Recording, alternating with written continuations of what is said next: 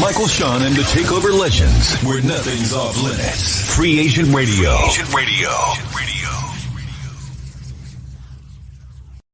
What up, y'all? Good morning. Good morning. Good morning. Good morning. Good morning. Good morning. Good morning. Good morning. Good morning. Today is Thursday, correct? Because these days all just bunch up together, and Thursday. I don't even know what. Okay, today's Thursday. Thursday all day. Let's get the rock out. Michael, Shawn, and the Takeover Legends. I'm gonna have a good time with y'all. We're gonna have a good time. A lot of things going on. Today is Thursday, correct? All right, was that my phone? Your phone? No, that was me. Oh, okay. Yesterday we had a good time, and I'm trying to get back in. I'm not in a good mood. Like, I'm not. Did you get drank your coffee yet? I got my coffee, and I don't give up about coffee. Like, I'm not in a good mood. wait. I'm just not. I'm not in a good mood at all. Like, I'm irritated to the highest level. Is it something the Takeover Legends did, or is it outside of us? Oh, no. It's nothing y'all did. Y'all did nothing. Just checking. I didn't know if we had a little layover from yesterday. I didn't know if we had layover anger. No. No. Y'all don't understand. Y'all my only escape. Y'all literally my only escape from real life. There's our girl Kathy. Good morning. Good morning, Kathy. Like, y'all two and Shawnee and Mo and everybody that comes on the show is my only escape from real life. I'm irritated in a real effed up. Like, I'm irritated. Like, I want the problem today. Who wanted with Debo? So you and that. Sometimes it's okay to wake up like that. And this is why literally I have to keep myself right, because the person that catches it is your significant other. I got smoke. Yeah. Like, I got smoke. Who can I get Mike to call for me? Because I got problems with right now. I get Mike on somebody right now, Cam. Who's getting on our nerves? Who's on our nerves right now? Let me tell you something. I'm so tired of being taken for granted. I got smoke. Like, when you spend a lot of time trying to, like, bring down your opinions and stuff like that in your real life, not here. Because this is why I love this show. Because I can say what I want to say. But when you keep pushing down, you go like, somebody's gonna get this in real life. Somebody. But the thing is, then when it happens, you got to be careful, because then everybody holds that against you if it's the wrong person and whatever. Yeah, right. So I do too much. I do too much for laziness. Got a little real. Yeah. In real life, we transparent over here. I'm just saying, for people who come, I'm gonna stop right there. Like, for real, like, I really want the problem. You want smoke. Like, you ever just feel like you got all the pressure on your shoulders, and people just don't understand how much pressure you got on your shoulders? Yeah, absolutely. There are times. Good. Just because they don't see you complaining or saying things, they assume you got it all handled and it's all good and it's all cool and all that mess. When in reality, it's not. But with sharing it with everybody. Yeah, but I said that's what some would say right there. But you need to share. You need to let people know. People don't really know you. Most guys want to bottle things in and hold. I mean, I'm like that too. I hold things in and then maybe like you're complaining and. Yeah, you're complaining, you're whining, you got to handle it and be a man. So all that stuff kicks in too. It's a double-edged sword. That was a double-edged sword, because you don't want to say nothing, because then when you say it, it always comes out my mouth the wrong way. Always. It always comes out the wrong way. So I'm like, geez, man. Like, I'm not. Like, I be taking deep breaths. Like, I'm telling you, the only release I have is this show. The only release I have to really be who the I am is this show. This is the only release I have, so I can say what I want to say. I can be effing Michael Shawn. Adorno. Be the government. Let's go. Hey, you were gov. Oh, yeah. Man. Very stressed. Because don't nobody else understand. Like, I swear, I'm in this little bubble where nobody really understands. Like, they really don't understand, like, the whole thing that goes on in life. Is life in general is a pressure though, like, because we got responsibilities, and then you got the things that you would like to accomplish, or people put that pressure on you that they will want, and you want to come through for others. But you gotta, it's life is pressure, to be honest. But in 2021, you can't say what you want to say the way you want to say it. And that's just me being a right coward. about that, Mike. That's just me being a coward. That's my bad. That's me being a coward. You can't just be like, yo, what? Like, you can't. Everybody wants the lies, man. Everybody's scared of the truth. That's my thing. Sugarcoat. That's why I don't talk so much. Can't handle my words. I say be real. Say it. Say it. Say it. Why not? That's my because thought. there's always what would Martin say? Repercussions. Because the whole vision is that you're just an ass and you're just saying this and you're just saying no. I got the pressure on my shoulders of the world on my shoulders, and everybody does. I'm not just saying this for me. I'm saying this for everybody who's waking up trying to figure out how everything's going to take place financially for the next 3 months, for the next 6 months, for today. There's some people trying to figure out today. Yeah. How to get through Thursday. Yeah. Speaking how of do Thursday, I get happy birthday. Happy birthday. I see my niece on there. Happy birthday, PC. She's 30 years old. PC. She's 30. She's 30 today. Oh my God. You remember when you turned 30? Ooh. Oh, wow. Was it like 30 years ago? For Mike, it was like 30 years ago. Mike turned 30. No, it wasn't 30 years ago. No, but I'm playing. You ain't too far off. I mean, you a decade off. I'm celebrating a birthday. And shout out to all the moms for Mother's Day. But listen, I know it's a white man's thing that they brought up and they created. And that's all it really is. It's just so people could book brunches and people could go out and spend money to stimulate the economy and all that stuff. But mothers are like the cornerstone. We get it. I know. I don't know what I would do without my mom. Yeah. And Mother's Day. I don't know what people have to deal with without having their mom do. And this is the thing that kills me with Mother's Day. Y'all fail to realize of how many people y'all make it the hardest damn holiday of the effing year because they lost their mom or their dad on Father's Day, Mother's Day. And you guys just sit there and you go like, oh, let's just promote this. We're going to do Mother's Day. And you have no clue of what people have to go through simply because you make this stupid ass day. Yeah. It's a stupid ass day. It's something they created, Wait, y'all. So Mother's Day is I mean, I get it. Is the memories and anyone that's having grief or issues, or I guess also you could celebrate, but you're saying it's a stupid holiday. In Mother's general. Day is a stupid holiday. It was created. Father's Day is a stupid holiday. It was created. Easter's this whole not Easter the fake the meaning of Easter, not the meaning. Yeah, the Bugs Bunny part of it. The Bugs Bunny part of it. Bunny part. You guys create these stupid ass holidays simply to stimulate the economy. That's all it's for, y'all. That's all it's for. So restaurants can be crowded. So CVS can sell 1 trillion cards. So flowers can get sold at anywhere. From florist to a damn supermarket, gas station that has these. It's not about the person. It's the same beef. It's the same beef I have with Christmas. Great grandmother of 1. I'm blessed. Kathy liked Mother's Day because she's like she said, she's a mother of 3, grandmother of 7, a great grand of 1. She's blessed. She enjoying her Mother's Day. Kathy, I understand that. I'm not saying not to celebrate. I'm saying do. But the reason why I was created was not to celebrate mothers. Wait, why was it created then, Mike? Simply to stimulate. Have you not been listening? No, I heard you. But simply to stimulate the economy. They make these holidays up so we will spend money. You know what? If you love your mom, you don't have to buy her a damn thing. You can literally go to your mom, hug her, and say, "I love you. Happy Mother's Day." Mother's Day is every day. Every day. Period. Morning, Stacy.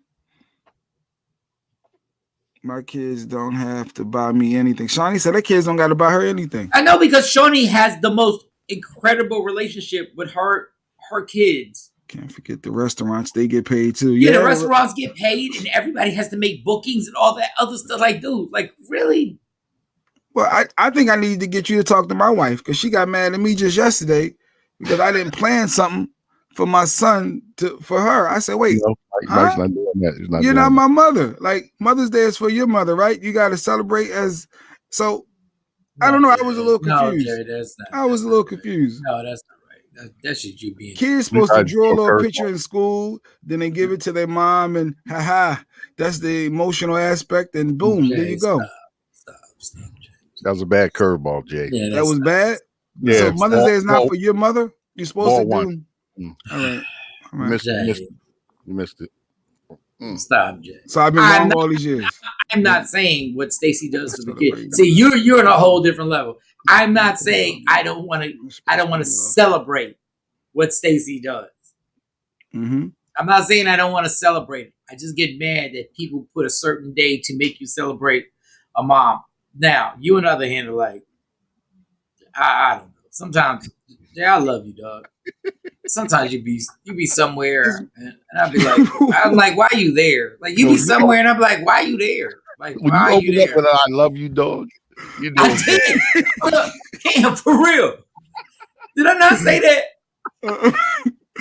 If I'm not your mother, then I shouldn't be putting together a Mother's Day gift for your mother. Well, yeah, I'm not. Yeah. I'm out of this. I'm out of this. Yeah. I'm out of this altogether. It's about to get weird. It's about to No, get I'm weird. out of this altogether because Jay gets into a situation where he just gets stubborn. Like, dog, how about this? They're not in school now, so you tell them to draw a picture. Exactly, you draw a picture, and that's supposed to be the Mother's Day gift. It's supposed to be something special for mothers, for them to bond with their child, not necessarily this big elaborate gift. I mean, it's still a part two to my conversation I had with her, because when I asked, okay, well, what do you want? She gets mad and says, you're supposed to figure that out. Just tell me, what do you want then? I'm going to make sure he buys it for you. Like, okay, these are two different arguments. I know, but that was part two. That was part two. But the second one about just figure it out, I totally get it. Thank you. Thank you for agreeing with something. Thank you. Well, no, don't be sarcastic with your attitude right now. Like, why are you coming at my neck? I just said. Because you didn't agree with the other one, but at least you agreed with the part two. You agree with part two. Okay. So part one, you're not rocking with me because she's not my mother. Yeah, that's nonsense. That's nonsense. But part two, all right, well, at least tell me, and then I make sure it happens. At least give me some hints. Like, be like, yes. what is it that you really want? Yes, just say it. Like now, is that gift, Jay, coming from you or coming from your son? That's the thing. That it shouldn't be coming from me because you're not my mother. So it's going to be coming from. First of all, stop saying that. Stop. I got you covered, Jay. I got you covered. That is a whole. At least give me some. Talk to your son. Ask your son what he would like to get his mother for Mother's Day. He's going to want to draw something. Yep. Let him do the gift. Okay, Cam. Well, I would like to get mom a cup or whatever. Boom, there it is. Action funny. So let my son decide. Mm-hmm. Yeah. Okay. Going to your theory, it's his mother, right? So let him make that decision. Oh, Now the problem with that is she going to be upset that he may say, I want to get her a flower, or I want to pick something up. My son will go get a little yellow, the daisies that grow out of the ground. Okay. That's a son. Stop. You can't lose. You can't lose on this special. He could think that's special. Stop this nonsense between these two. Listen, I'm not for Mother's Day. Okay, I'm not for Mother's Day at all. I've listened to you go back and forth. Son can't go wrong. I don't care what nobody says. Okay, you can go. That's great. You can use your son and be like, oh my God, he said just to grab some daisies out there at the floor and just put it. Jay, is she a good wife? Yeah, I think she's a great wife. Is she a great mother? Yes, I think she's an awesome. Okay, so take the time out and get something. What do you mean take the time out? I asked her. You take the time out of your ass and you figure it out. Oh, wait, did you just flip on me? No, I'm saying, dog, I promise you, if I told you we were having a surprise party for Cam, right? If we were having a surprise party for Cam, I'm like, yo, what the hell? What do we get Cam for the surprise party? We would collaborate. Yes. We would discuss. Okay, so collaborate with yourself, new. I don't know, Mike. That's Be nice.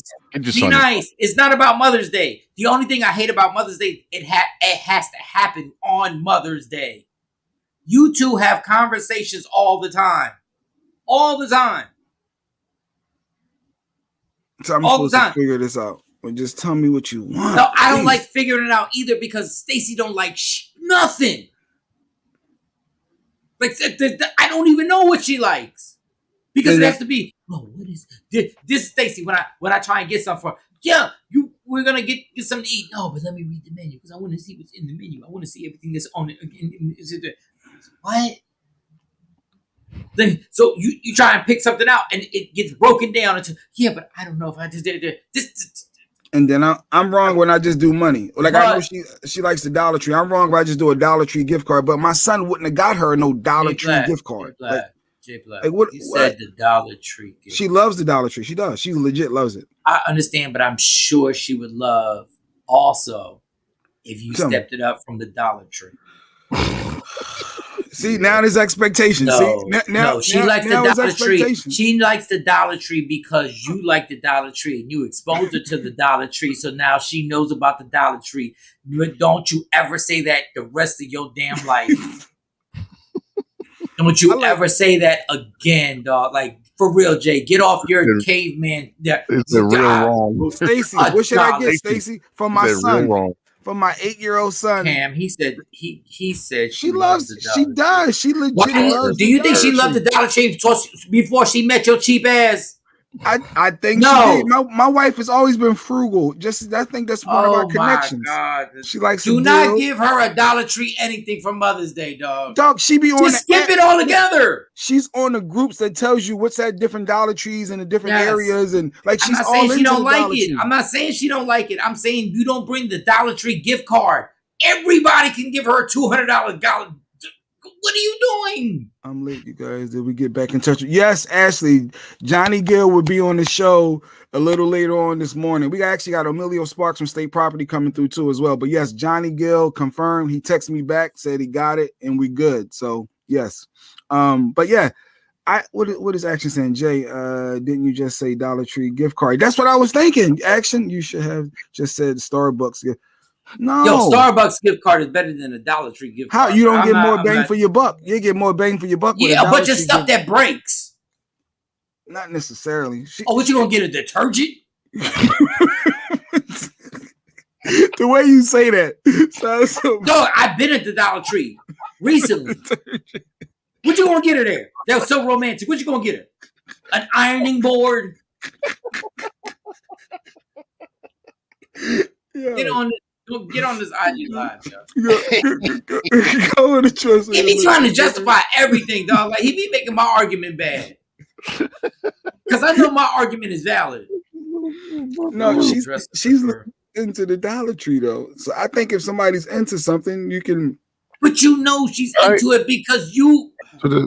He's such a manipulator. He's such a manipulator. I don't think so. I don't think it got nothing to do. No, it does because you like the Dollar Tree. That gets your blood going. You go, this is Dollar Tree. This is what I'm talking about. This is Dollar Tree. This is Dollar Tree. You made the detergent sound bad, like that. Here, baby, I got fabric softener. That's for the house. That's a house gift at that point. For the house. That's a house gift. That's not a gift for her. I'm going back to Cam. I'm going back to Cam. Sometimes, Jay, you be really. When your son figure it out, just ask him I'm telling you, that's the best route. I'm going back to Cam. So, wait. So, what are you getting, Stacy, Mike, from your girl? So you got 3. Yeah, 3 unfair assumptions of what life is like. No, I'm telling you, I'm on my bull today. 3 unfair, like I'm telling you, dog, like 3 unfair assumptions on how life should be. Breakfast, lunch, and dinner. Oh, Kathy, stop. You might have something. But Jay ain't gonna do all that. He'd rather cut a check. Yeah, I'd rather pay. Kathy. Like, why can't I just pay? Like, just tell me. But if she would have said, "Hey, I want you to cook breakfast, lunch," and like if she would have said that, I would have explored that. He has an 18-year-old son. Jay, are you not gonna accept the Instagram Live, or what are we doing? Wait, like are you gonna do this repeatedly? Wait, I hit request. There you go. Send request. It wasn't nothing there. Unless maybe IG Live. How I forget about IG Live? Here we go. Cam, get on this now. I'm about to put you in. I'm already up. I want Mike. I want to know what gifts. Now you got me curious because I asked her what, and she want me to figure it out. I'm gonna turn this down. What does she like, Cam? Cam. J Black. What does she like? See, here you go, putting me on the spot. And don't say Dollar Tree because that just you manipulate everything. I know what because turn your phone down. But that puts it in your pocket, so you're like, it's all good. Everybody, I wish Stacey was in the Dollar Tree. And you know what? She's in the Dollar Tree. She just don't want to see Dollar Tree on Mother's Day, even though Mother's Day is bullish and all these holidays. Doesn't know what to get. See, Shawnee is saying that my 8-year-old wouldn't know what to get, but why? The problem is if he whatever he says from him. It's from him. She's not my mother. It's 8-year-old got no opinion on the gift. So let him decide. I like that, Cam. I did it. Look, somebody turn your cell phone down. God, y'all sound like. Go ahead. I'm gonna let y'all rock out. Good. Keep it simple. Get flowers and yeah. I ain't into the flowers action. Flowers die. They're just such a waste. I hate flowers. You buying something to die. This is what. This is. I'm not into that. Oh my God! Mike just made me. Mike, you making Ashley choke on her coffee. This is ridiculous, Jay. Do you need that? Do you need everything? Never mind. Go ahead. Just go ahead, Cam, because Cam is going to be on your team. Go ahead. I already gave my answer. You give the rock. No, your son's not going to know. Your son's not going to know what to get her. He's just going to draw up. It still can start an idea for them to figure it out. Yeah, so you enhance. Son. But I'm not saying go totally with what he says. Let's say if he says perfume or something that smells good for mommy, then you take it up a notch. All right, we're going to go to the store. We're going to smell some perfumes. We're going to get mommy a perfume and let him pick the fragrance that he likes. I'll make him believe he picked it. Yeah, or that, yeah. But this is where Jay Black gets people pissed off. This is what he does. He says stuff. He goes, "You're not my mother." Mother, I'm not. So why don't you get your mother to cook that bacon in the morning? Why don't you get your mother to hold you down every single day? But don't bring that up because she literally is your 50% of your half, my dude. Don't say you're not my mother when she's doing a lot of stuff. Of stuff for you, but you always say that wrong thing to set it off. That's when you get people spiraling. But so me sharing my true thoughts that Mother's Day is for your mother and expressing that thought, I'm not the only one. I got another friend that thinks the same exact thing. Like where's that person at? Let's diagnose. Let's dissect that person as a witness. Wait a minute, what did she say here? You're supposed to know something about your wife, mother of your child, would like and appreciate a gift. So, and when you ask the mother of your child for what do they want, why can't they just tell you? If I said, "Hey," that's a different argument. That's a whole different basis. Because I conceded. Well, okay, you know what? I'm not going to be the dead horse. I conceded. All right. Okay. Well, what do you want? Tell me. Okay. Can you see how somebody would be difficult once you say you're not my mother? Can you see somebody can start being difficult on their request after you set off, "You not my mother," and then they go, "Well, then you figure it out." That's the truth. You just talked about being transparent and open and being honest not even 10 minutes ago. So it's the same thing. I'm being honest that I feel like you're not my mother. So me giving you a Mother's Day gift, I don't, it's not the same. Like my mother, I get it. I'm giving for my mom. Oh, is she a good mom? But baby mom, wife, like all that. So you get your baby mom gifts. That's the mother of your child. Like, come on. That's not what we're doing. You know what? I'm going to leave it alone. See, this is where you get somebody so mad when you start comparing your wife to a baby mom. Oh, geez. This is where you get people so pissed off. Because you were so busy trying to prove your point. I said you're right about figure it out. But the reason why it goes to figure it out because you go, "You're not my mom." That's why it goes to figure it out. I don't think you understand what I'm saying. No, I don't. Because you disrespect early in the game, and then when it's like, "Well, then what do you want?" And then she goes, "Well, figure it out. You should know because you just said it." Like you can't just say, "Yo, but you're not my mom." But wasn't the goal for her is trying to get a gift from our son? So if that's the goal, to be acknowledged by her son and the father of the son. That's so it goes back to what Cam said. Then, if my son say, "I want to get you a flower out of the back of the yard," and write a card that says, "I love you, Mom," shouldn't that suffice? Shouldn't that be good enough? You do the card and then you curve the flower thing into something else. That's where you got to take the helm and kind of guide the trip to be a little more. Somebody hit us from Hawaii. God Good bless. morning, Mel. No reason to stunt on us that early in the morning. Yeah, but God bless that you in Hawaii. God bless that you in Hawaii. Yeah, but Jay, but it's just, come on, man. Like I don't mess. I honestly no. I think he's visiting. I just lost all his female followers on IG right now. Jay, but you know what? A lot of females would acknowledge if a man says, "Hey, well, let me know what do you want," and they're willing to, at least give them 3 options, and then they can go from there. Not in the way this been laid out. Not Jay, but you say stuff. Ask me that. I'll tell you what I want. Yeah, but for Father's Day, I'm not gonna say, "Oh no, you figure it out." If you say, "Hey, what do you want?" Hey, okay, well, how about she says, "You're not my father"? Well, I'm not expecting anything from her for Father's Day. Absolutely not. Okay, well then just absolutely, I'm not. We know where we're at right now. We know where we're at. Like I agree with you on most of the stuff. Is that you say slick stuff, and then you get mad when somebody comes back at you with slick stuff.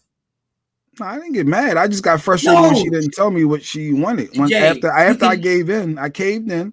I said, all right, whatever. Let me happy house and all that stuff. Hey, what do you need? What do you want? Do you hear your tone right now? Do you hear your tone? Do you hear? I mean, I wasn't. That's exactly how you were, Nick. You don't never change.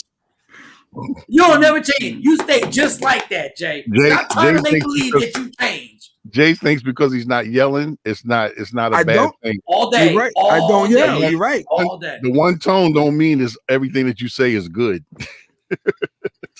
Words do have meanings. And the problem with this is that I agree with 50% of his premise. I truly agree with it. Like I'm sick of somebody telling me figure it out. I ain't been raised to figure you out. I don't know what you want. I don't know what you want. Okay, Mike. Mm-hmm. And then some of y'all be lazy as hell. I'm like, yo, tell me what you like.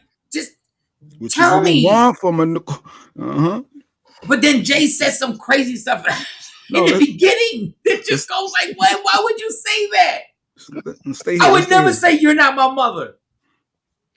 That's just the truth. In actuality, the second part of my life, she's been more important to me than my mother.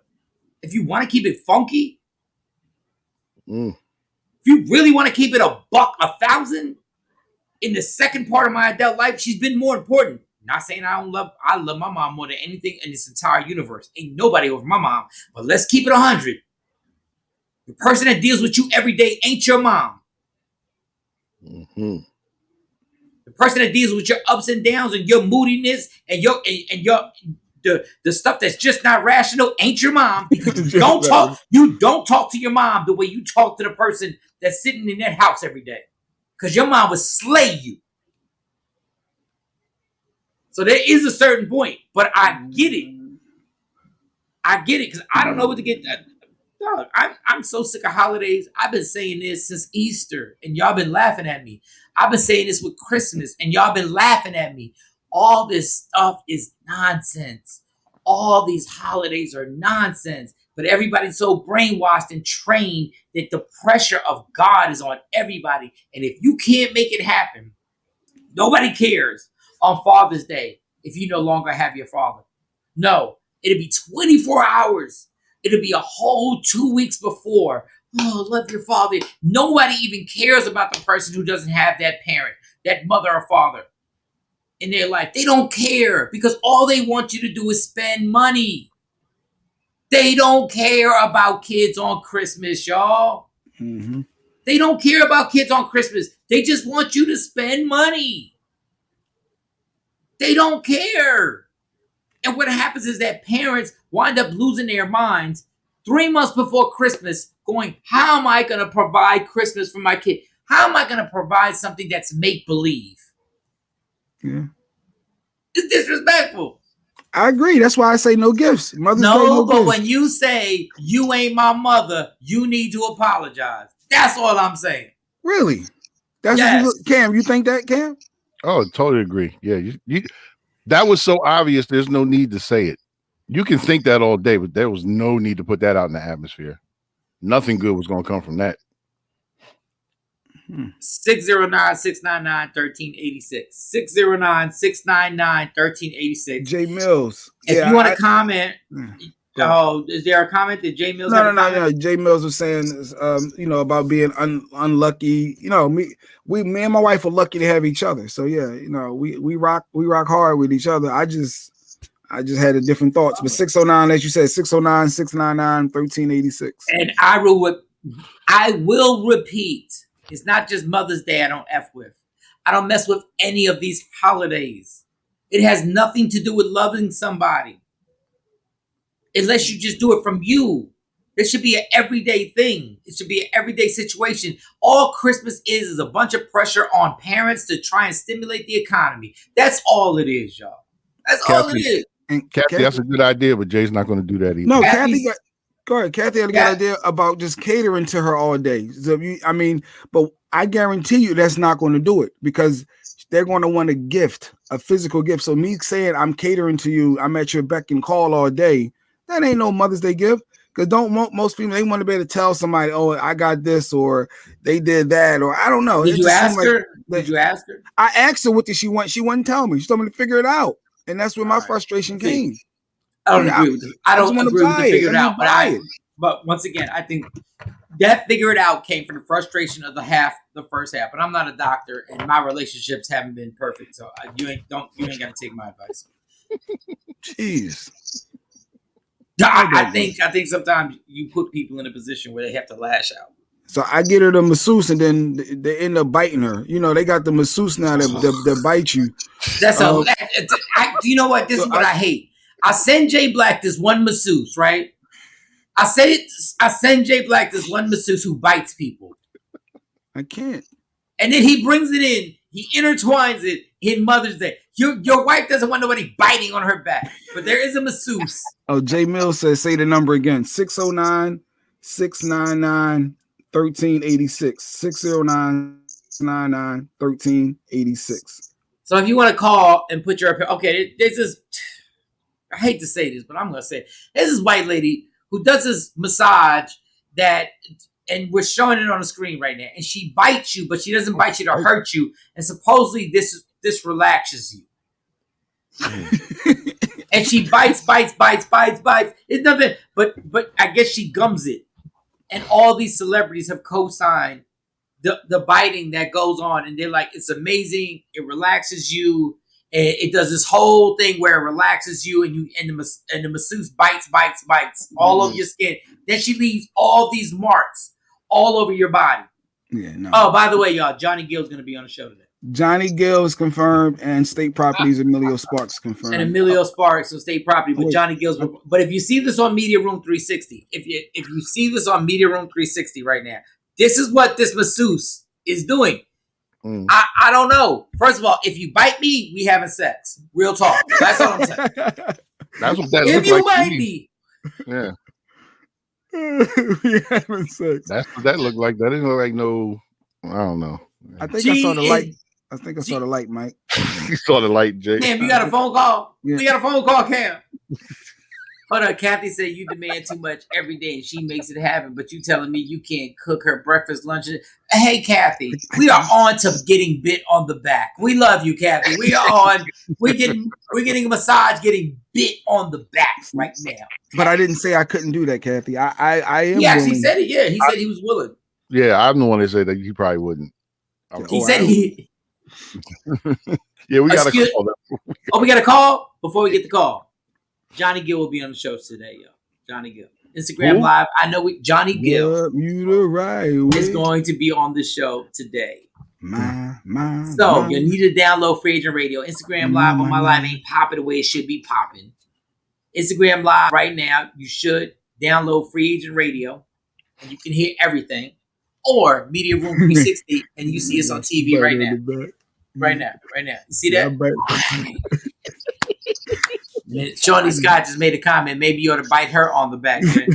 I'm not playing with y'all. See, because them women, that's why I don't mess with y'all. That's why I don't be taking your side, because then I want to go on his side and start.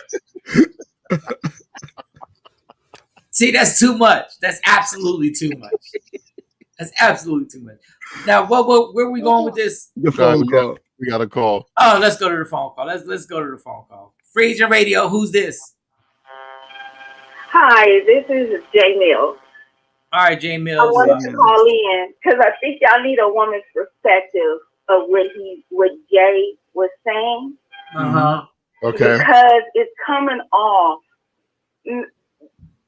Only you and your wife know your relationship, but the way you're coming off, it's making it seem like you don't care about the little things, and that may not be true, but that's how it's being perceived. Because when you say things like, well, she won't tell me what she wants, but if you've lived with a woman, the women observe men. So men should observe women too. And unfortunately, we are not taught that in our society that we should care about the little things that each other like. She might like rose petals with a bathtub full of water. She might be like myself, who loves just little trinkets, and they don't have to be expensive. It's not about money. It's not even about a holiday. And I'll say that as somebody who do not celebrate holidays. Religious wise, I just don't. But okay, real quick, can I ask you this one question? What if she likes Dollar Tree detergent? Would you judge her then? If she likes Dollar Tree things? No, detergent, Dollar Tree detergent. Yeah, Dollar Tree things. What if she happens? Would you judge her then? I'm a couponer, so I really like cheap stuff. I'm sorry, I do. All right, go ahead. So it's not about the cost. So he's supposed to about the cost. I think it's about the effort. Okay, so all right. So he's supposed to figure it out. That's what you're saying. No, what I'm saying is it's not just figure it out. It's just like, I'm gonna tell you something about a woman. She will notice, if you haven't noticed, if you have a scar or your face just changed even a little bit, she'll ask you like, what's wrong or what happened here? Women were taught naturally to observe when something changed. We know when our man bought a new shirt. We know everything. You might not notice it, but we notice every little thing. We know if you like oranges versus if you like lemon. J Mills, right there. Man, you said we don't know those little things. Got it. So knowing that men doesn't do that, and I ask you, what do you want? Why can't you just tell me? If you know that we don't observe that, we miss those cues. Why not just tell me when I ask? Okay, let me tell you something. As me and my husband, we make decent money and we live good. We both can buy whatever we want for each other within reason. Now we can't go out and go buy, Maserati, but because of our state, because of how I like things, I've been able to save a lot of money. But it's nice when something is done without me having to say it. Like, okay, for instance, last night, I have to pack to go somewhere today. My husband playing with my dogs.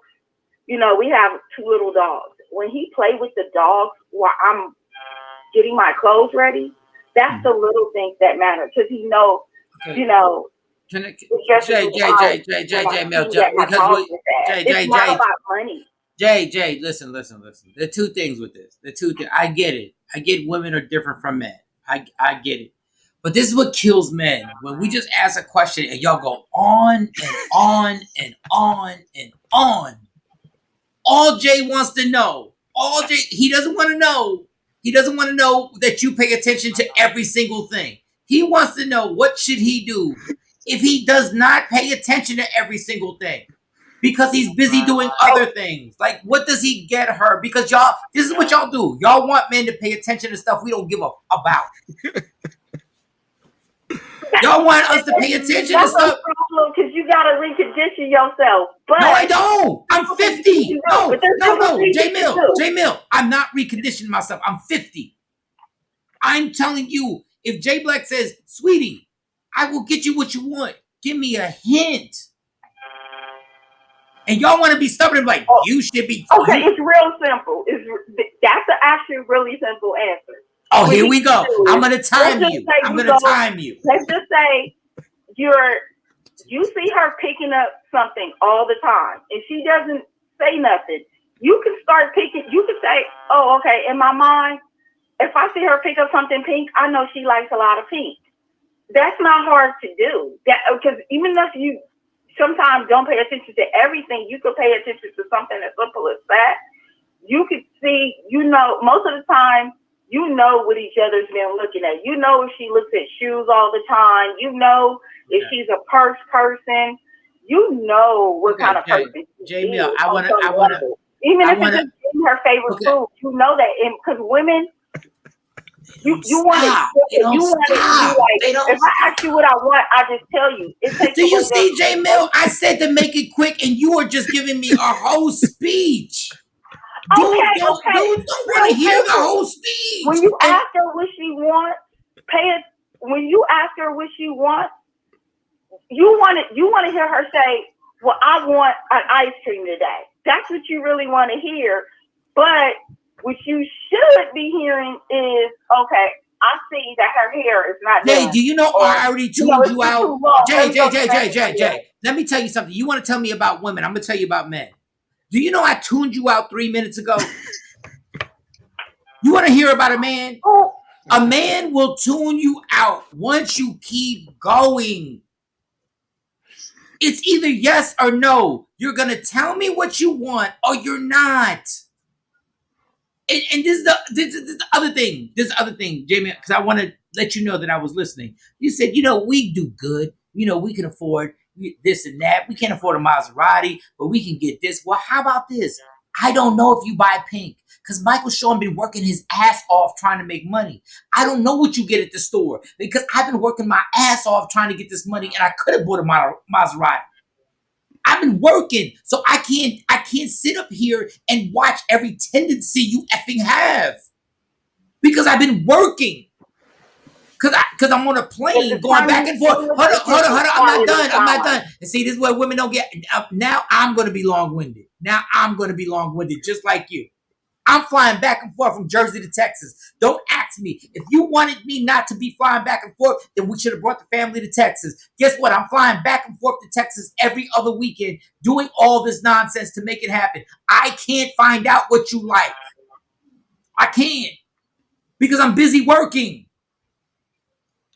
That's all I'm saying. So you're like, well, she does this. She does. No, I don't. I'm working.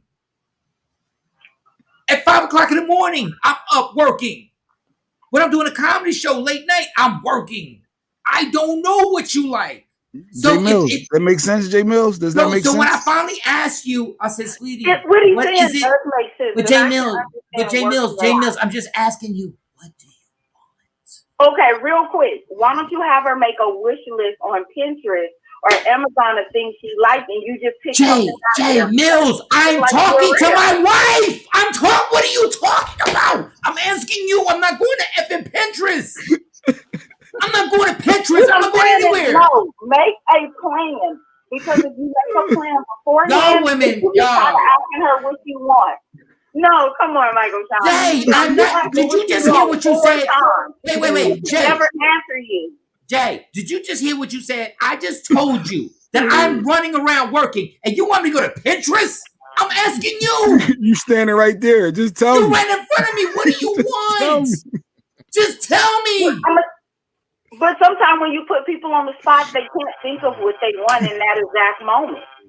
But if you give them, an hour, women, if you give them an hour because they have so much on their mind, they could come back to you with something. Why do y'all think y'all have more on our mind? What do you want? What do you want? Some women, like if you said, like, what do you want? What do you need? Women most times freeze up. They even do it when you ask. How about this? Ask me what I want. Hold on, Jay.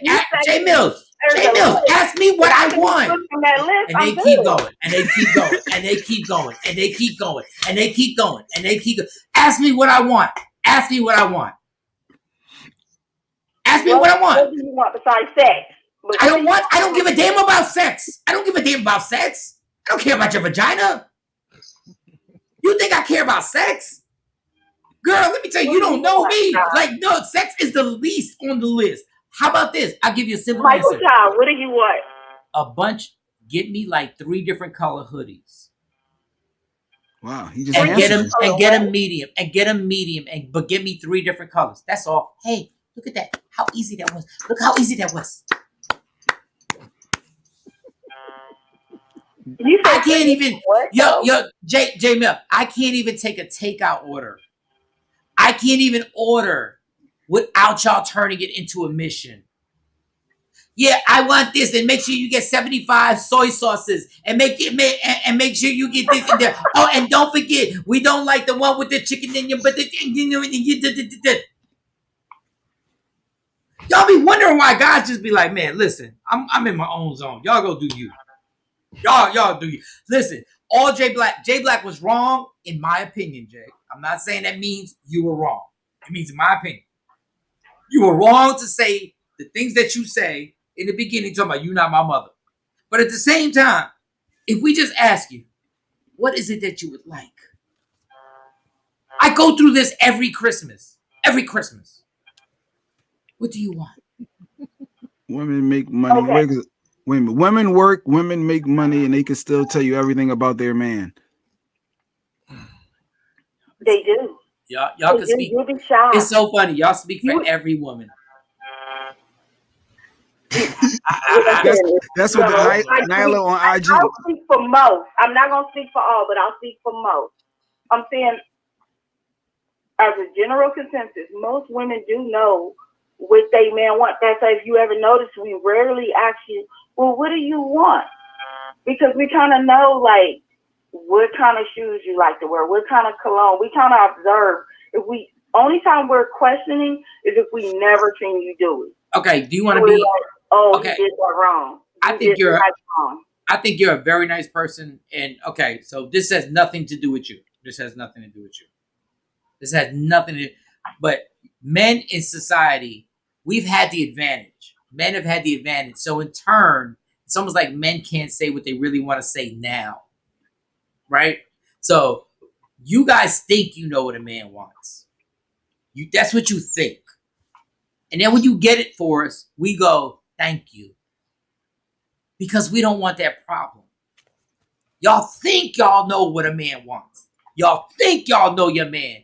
But half the time we go, thank you. Even when we didn't want it. We don't go call our boys and go like, yo, I can't believe she didn't know what I really wanted. No, we just suck it up.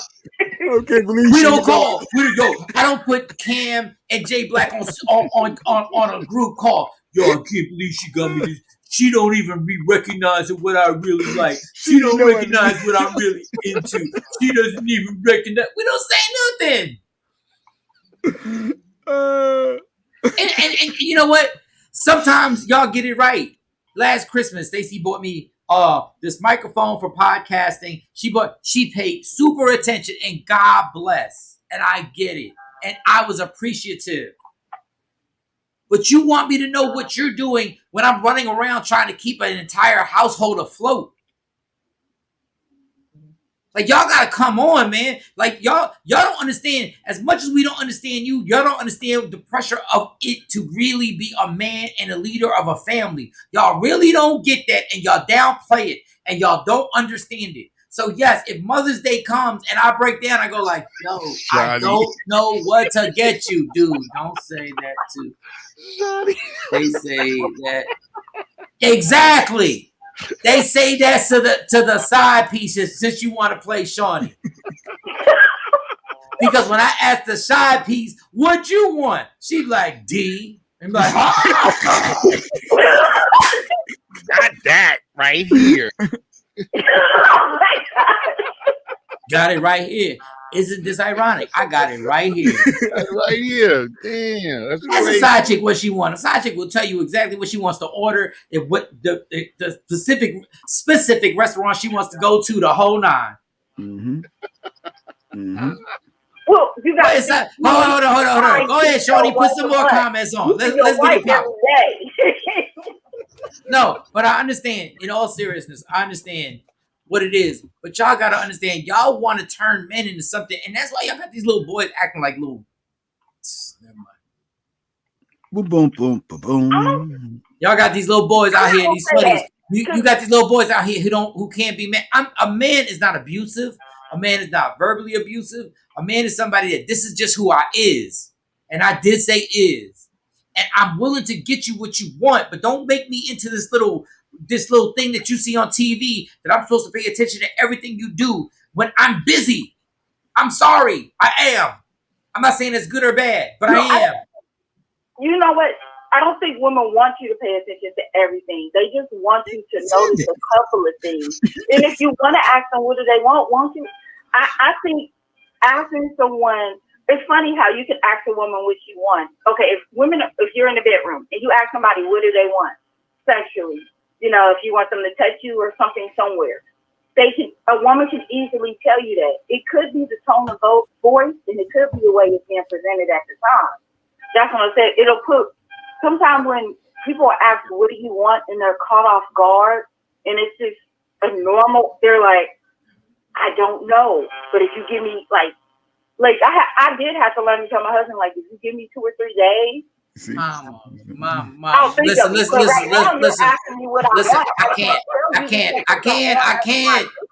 I love you for listening to our show, and I hope we entertain you. Do we entertain you? That was a rough man.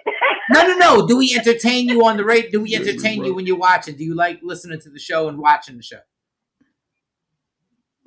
Yes. Okay. That was a long pause. But hey, thanks for calling. Though, thank you. It isn't that. I'm trying to, because you're still processing. Some of the words I couldn't hear. So okay. I have to make sure I can hear. I'm I'm saying yes to the right thing. No. Okay, please, just answer these questions on a yes or no. That's all I want. Do you like the show? Yes. This is not a yes or no. What are you listening to us on? My cell phone while I'm working. Is it Free Agent Radio or is it Media 3? Is it Free Agent Radio? IG. Oh, you're on the IG Live. I have the radio downloaded, but this morning I was on Instagram and I saw, and I was reminded that you were on live, and I went on live because I used to follow you because I'm in Dallas. I used to follow you. Okay, well, thank you. On the radio show. Can you please listen to us every morning? We have Johnny Gill coming on the show today, and Omillio Sparks from State Property. So we're gonna have a great show, and I want to thank you so much for listening, because I don't want to be rude. We were just sharing opinions, and I love the fact that you called. So can you please be a steady caller? And it's Jay Mill, right? Yes. Okay, Jay Mill, you're gonna be one of our primary callers. Once you get through the line, you get right on. Oh, thank you. Okay. No, I don't have no problem listening, because I wake up every day at 6 a.m. Okay. Have a great day. Have a great morning. Have a great day. Have a great day. Thank you guys for listening. Thanks. Thank you. Good morning, Tosh, in her time voice from yesterday. Funny. All right. For those who don't know, on Instagram Live, listening on freeagentradio.com, Jay Black got into it because he just asked his wife what she wanted for Mother's Day, and she hit him with the you figure it out. You figure it out. You should know. Now you gotta understand, Jay Black said some slick stuff in the beginning. Yeah, you can't leave that out. You cannot. You like he was like, "You're not my mom." Mother's Day is for your mom. So yeah, that's what I was highlighting. No. Mother's Day. First of all, this is where you're wrong. It's not for your mom. It's for moms, mothers. Period. All right, let's stick to part 2. Let's get that part 1 out the way. So yeah, let's keep on that one because this is where the heat. This is where the heat started. The heat started there. That's where the smoke detectors are going big. The smoke detectors are big. Oh man. And then after that, I acknowledged, okay, great. I get my son a gift from my son for you. Just let me know. Hey, give me some options. What would you like? And then that's when. But see, I can't even believe you on that because I know your sarcasm. And I'm just gonna stay on your side just for the sake of our show. But I know your sarcasm is irritating on a trillion. I know what you do, dude. No, I know what you do. I said, give me some options. What would you like? I know she loves the Dollar Tree, but you clown me for that. She loves the Dollar Tree, legit loves it. So I'm like, all right. No, if we do the Dollar Tree Monday through Friday, we really gonna do the Dollar Tree on Mother's Day too. Well, if that's what she likes, if that's what they're into, don't you give people what they're into? And you don't know anything else she likes other than the Dollar Tree. See, now you putting that pressure. You putting the pressure on me to hope that she likes it, whereas though I'm just asking, just tell me. It goes back to the only thing you've noticed is that she likes the Dollar Tree. She loves running to the Dollar Tree. That's it. That's all. Thing. The Dollar Tree, all the Dollar Tree bags. You've been married for how long? How long y'all been married, Jay?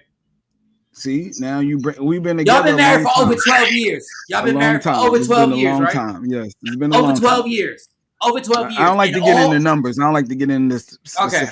Numbers. No, you've been married for, I know for a fact, over a decade. Yeah, over a decade. Yeah, and all you've noticed is that she likes the Dollar Tree. I didn't say all I noticed. Okay, I'm just asking you. You sound like the damn caller. Y'all are killing me today. Nobody wants to answer anything directly. Because that puts you on the spot. You're trying to. I mean, I just like the. Jay, yeah. Does she like anything else?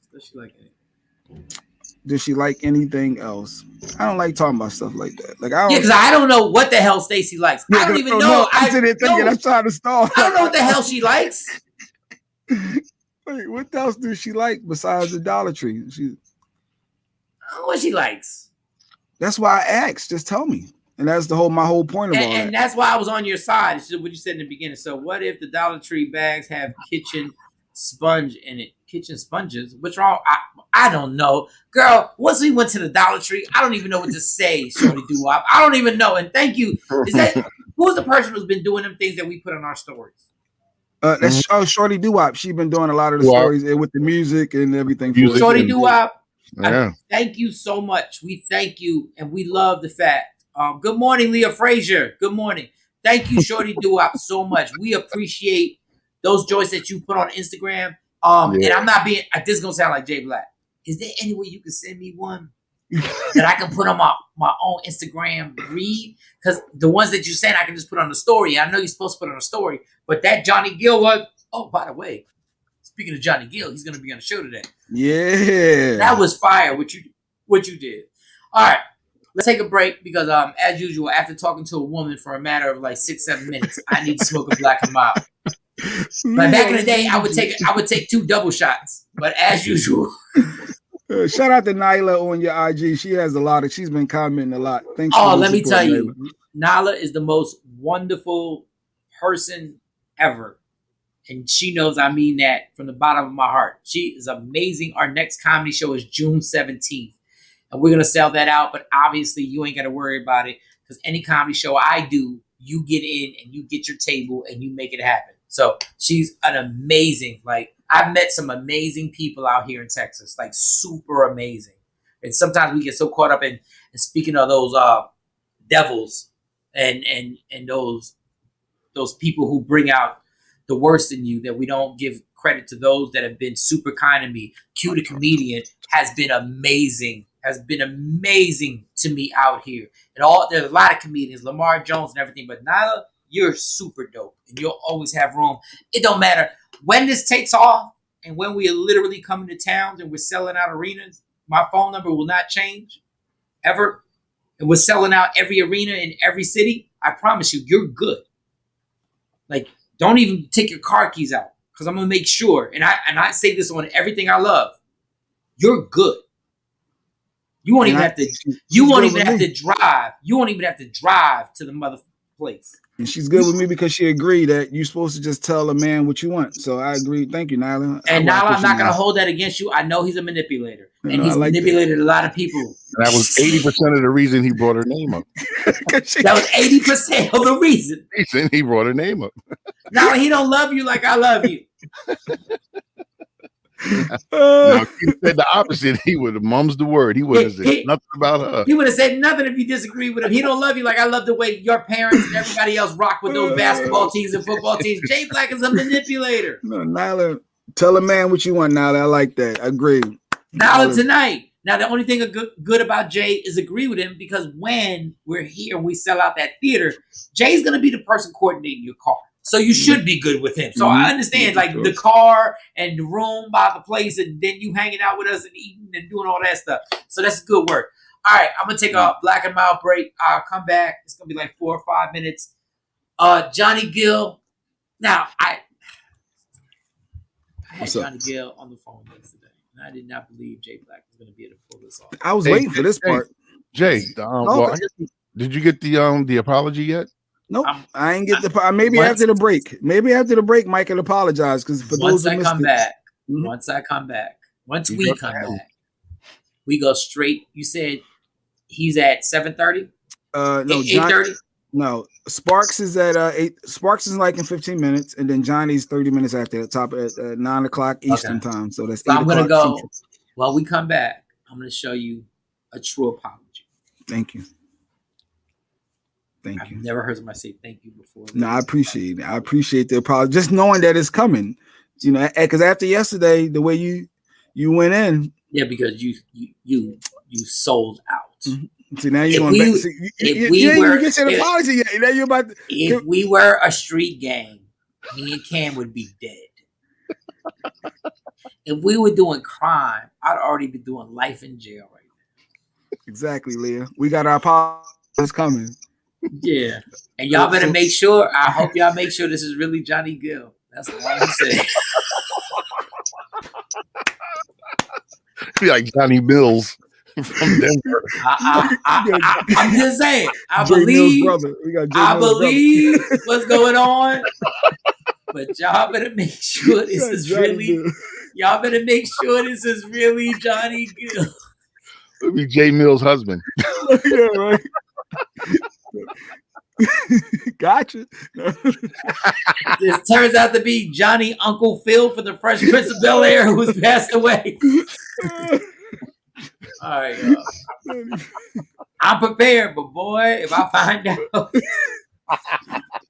if it's a still picture and not a live picture of him, because when you call, you did say, "Is this Johnny Gill?" He's like, "Yeah." It's like, I'm just saying. Yo, oh, that's funny. If the weatherman from Channel 5 in any city pops up, I'm gonna do the interview. I'm still gonna do the interview. These ain't gonna be able to answer nothing. Like, who's doing this? It's Johnny Gill. I'll never remember that group. It's Johnny Gill. There's a chance of rain, partly cloudy, precipitation. But if it is love, okay, I'll go with it. I'll rock. Swearing everything, I'll go with it. All right, y'all, let's take a break. Michael Shawn, the Takeover Legends. What up, y'all? It's Michael Shawn from Michael Shawn and the Takeover Legends. And just in case you missed the show, check this out. Jay Black, I will let you take it now on the comedy section so he can pick right now. Bill Bellamy, let's go. Yeah, so I usually throw things out there. You got some stuff similar to like Wheel of Fortune or Jeopardy. Then you got to pick one. But okay. I want to do a comedy aspect this time. So I'm going to see if Bill is willing to answer this. Dave Chappelle or Chris Rock? Nah, that's a good one. Oh, that's tight. They said Bill answer everything. That's what they said. He does. Dang. First of all, I'm Bill, gonna say it's a tie. There you go. Okay, we can't do ties, but I will tell you this: Bill may have had because it's just Rock to me has had one of the most prolific. I always use that one special he had as my bar. It's got to be that one. I think it's the second one. Chris Rock probably had one of the best comedy specials ever. Was that the one at the Apollo? Yes. That was the one. Yeah, that was magic. There ain't nothing to talk about. So like that, and then it's what I love about Dave is Dave's career. So it's kind of like I can't. But you know, if I had to just go right now, it would be Dave Chappelle. You know what's crazy, Bill? I don't know. Maybe you can relate, and I can watch Dave just talk now. Oh yeah. I don't need him to crack a joke at all. No, but he's gonna make you laugh because he'll just. No, of course, yeah, of course. Like, man, this is. Go ahead, go. First of all, I just want to say, man, that it's an outstanding opportunity to do your show, man. Actually, in there. Go ahead, Jay. Go ahead. All right, here we go. Cedric or Steve? Wow. I love when he drops his. I love when the head gets dropped in the hoodie and he's like, oh. Michael Shawn and the Takeover Legends. Your escape from reality. Right here on Free Agent Radio.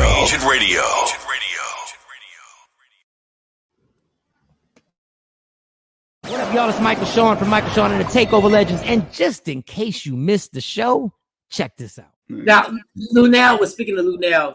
Amazing. It's such an honor to actually have her on here, take time out to do this.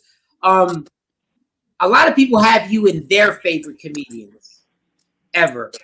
Who are your favorite comedians? Like, who are your, like, I hate to always do the top 5 because top 5 is very hard because there's a lot of comedians that deserve to be in the top 5. But if you had your top 5 or your favorite, let me exclude the 5. Your favorite comedians that you can watch over and over again that not only make you laugh, but maybe some of them influenced you. Who would they be?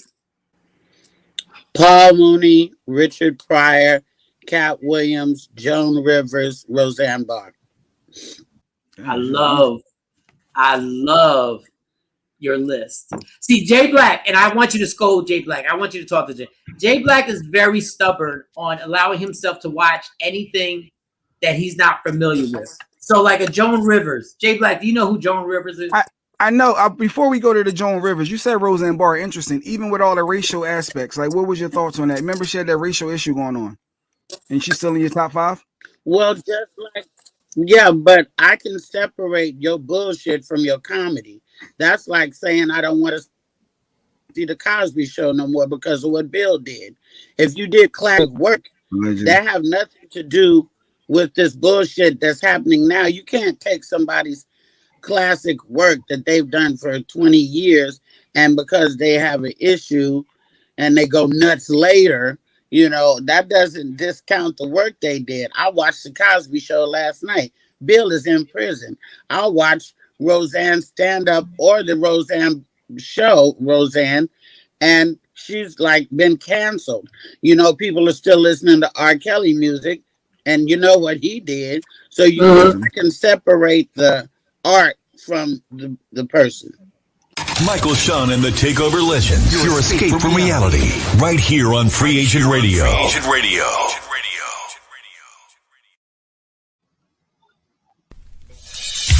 We the worst records, baby. We about to create a perfectly horrible song. Y'all know I've been in the gym. And now all I wear is tight shirts. Yeah. Tight shirts, tight shirts, tight shirts, tight shirts. Yes, I do. Michael Shawn wears tight shirts every day. I wear tight shirts because I'm working out some. And if I wear the right size, you won't see none of my little cuts in my arms or whatever. Short sleeve tight shirts in any type of weather. People talking trans when they see me in the street. Your shirt's so tight, we can see your heartbeat. Man, clown me if you want, I'm sticking to my guns. And when the summer comes, it's gonna be fun. You can crack jokes and treat me like a jerk, but one day you'll see my six-pack right through my shirt. And even if I wanted to, I just can't stop. I just might rock an Ezekiel crop top. Whoa. What? Did I take it too far? What? Yes. Whatever. Tight shirts in the morning at work and when I creep. I even wear tight pajama tops when I sleep. Tight shirts. Tight shirts. Yeah. Tight shirts. Come on. Tight shirts. Come on. Tight shirts. Come on. Tight shirts. Every day. Mike Shawn wears tight shirts. To the gym or wherever. tight shirts. Tight shirts, tight shirts, tight shirts, tight shirts, Michael Shawn and We the Worst Records, Pluto, Aristotle, and P. Skills have just destroyed or created another perfectly horrible song. Yeah. Check out the next single, Grown Man Wearing Skinny Jeans.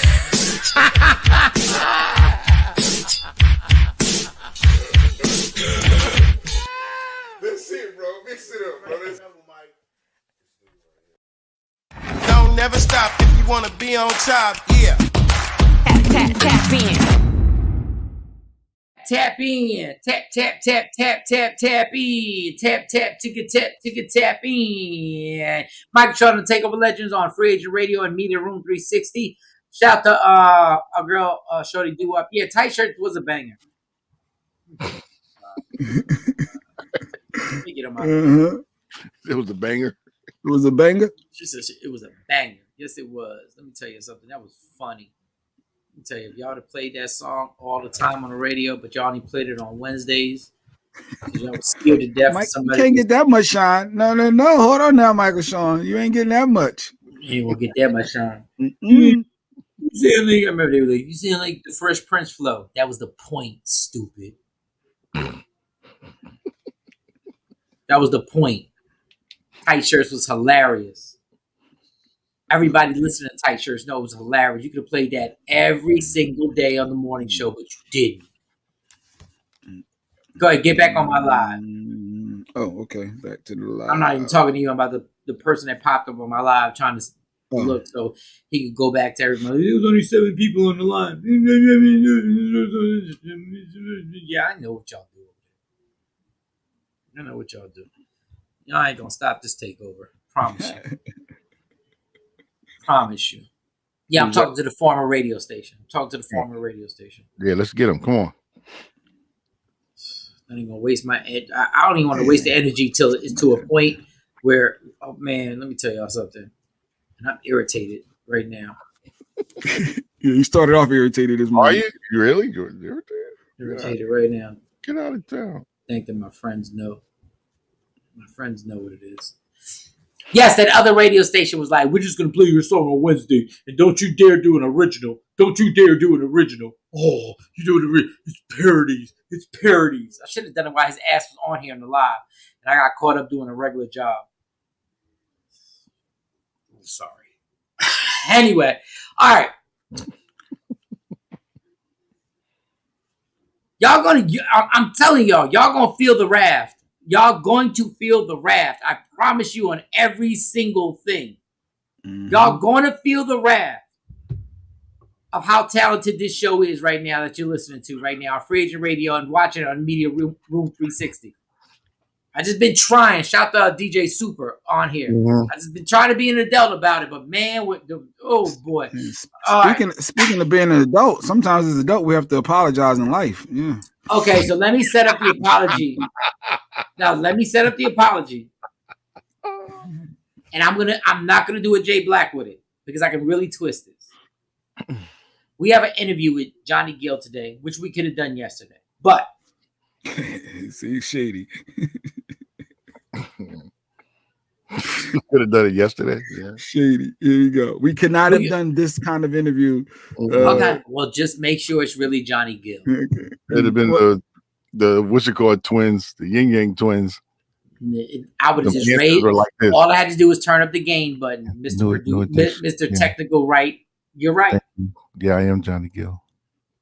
Yeah, and all I would have done was turn up the gain, and we'd have had him. But Jay Black was like, save the questions for tomorrow. Now, mind you, the greatest part of that whole thing was that we were just calling on the phone and we got him. But Jay Black claimed he was going to get the interview. And I was like, we're not getting the interview. We're not. Yeah. Johnny Gill has no, let's keep it really for real. He has no reason to call us. But somehow or another, Jay Black finagled to get Johnny Gill, amazing a vocalist, the greatest vocalist New Edition ever had, ever to this day. There's nobody who stands next to Johnny Gill if you just grab that mic and sing. And I was like, dog, we hung up. We're never going to get him again. And I killed Jay Black for like 25. I killed Cam and Jay Black. And Cam was like, no, you're right. We should have went hard. Yeah. But of course, being a stubborn ass that Jay Black is, no, he's just going to make sure. But Jay Black claims. He said he claims now. I love it. We got Johnny Chills coming on. Jay Black claims. Can you stand the cold? Can you stand the cold? Get a sweater. Gosh, with funny. That classic hit, why? Not my. Why? So no, keep going with that. I like this apology. So, like, Jay Black claims.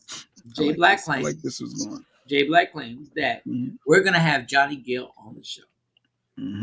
which would be incredible to have Johnny Gill on the show. Mm-hmm. So I thought he dropped the ball. Personally, I still think he dropped the ball. Okay. But I would like to apologize because Jay Black has told me that Johnny Gill is going to be on our morning show. Yeah, we had a flyer and everything. Yeah, we put everything up. Yeah. Yep. Everything's up. The pressure is on Jay Black that Johnny Gill is going to be on the show. Now, even before he's on, I trust Jay Black. I trust y'all got anything going on Saturday, May 22nd. I'm going to be in Dallas for a hot second. DJ Super just hit me with I'm going to be in Dallas for a hot second. Super. Like, so what am I supposed to do with a hot second? Okay. Yeah. All right. Anyway. All right. Yeah, back to the apology. We gonna answer back to the apology. We need to get this apology out the way because Mike went in hard for about a good solid hour. No, because you know, Cam knew. Cam was like, he harassed Johnny Gill. Johnny said, "Look, now ain't a good time, but I'd gladly do it tomorrow." But Mike, like, nope, I'm gonna keep you on the phone now. I'm not going to honor your wishes. And I'm gonna keep when everybody questions. Watches that promo that we cut, they're gonna be like, "You should have kept going," because he was sleepy and he was ready to answer those questions. But I apologize. I'm apologizing. I'm apologizing right now because Jay Black says that we have Johnny Gill on the show. Yes. Do I think this is really gonna happen? No.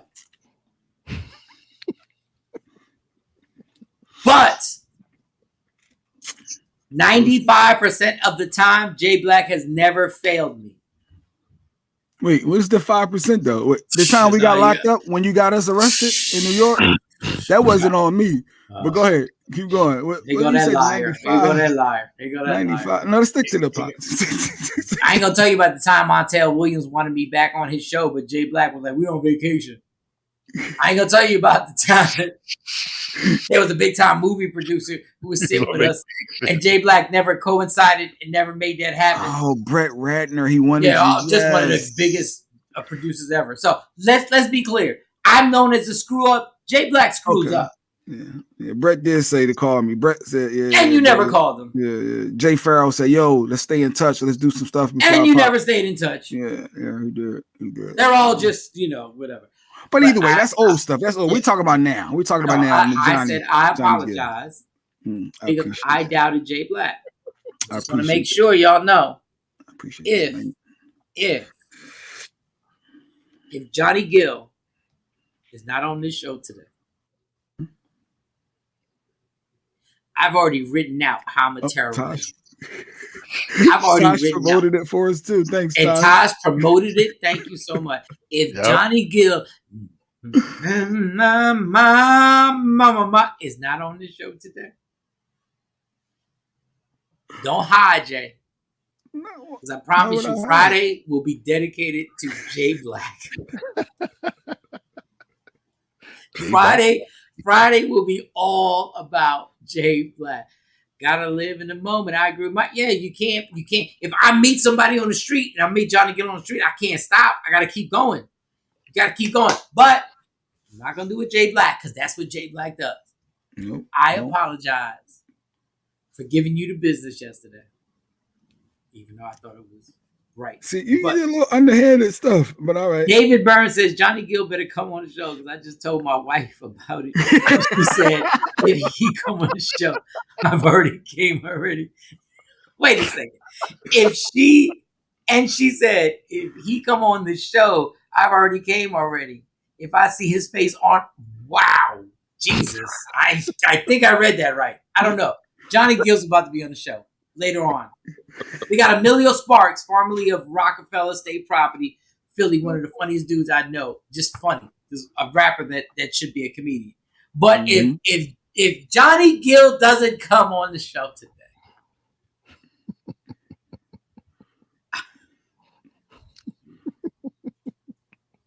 so you had connections with that. You talk to people that guaranteed he's going to be on the show, Jeff. People.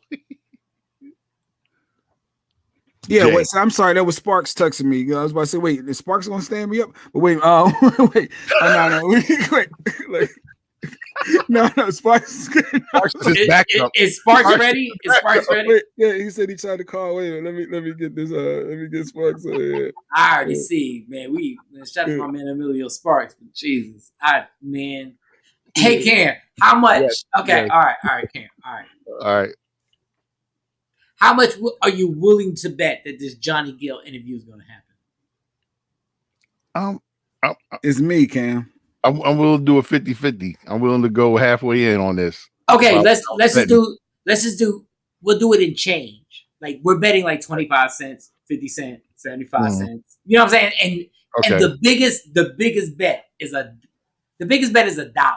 Oh, we got sexy Mo's here too, because she's going to join us. Mo got a bunch of Sparks stories and memories, so we're going to bring Mo into. But go ahead. See how he keeps going back. I love Sparks. He keeps going back to Sparks. Yeah, I know.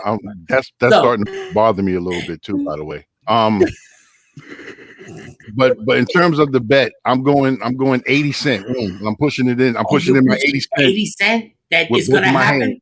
Yeah, you know how you do it with both of your hands. I'm not a gambler, but I know that means something real aggressive. When you take both of the palm of your hands and move it to the middle. I'm inviting you on my Instagram live because Jay Black fell off because he's trying to certify everything. I'm bringing you on my IG live right now. Okay. I need Cam on my IG live right now. We're supposed to have Johnny Gill on the show. Now, mind you, I had him on the phone yesterday. And Jay Black wrapped me up, says, don't harass him. We're going to book him on the show. Okay. And I apologize for going at Jay Black for like 25, 30 minutes.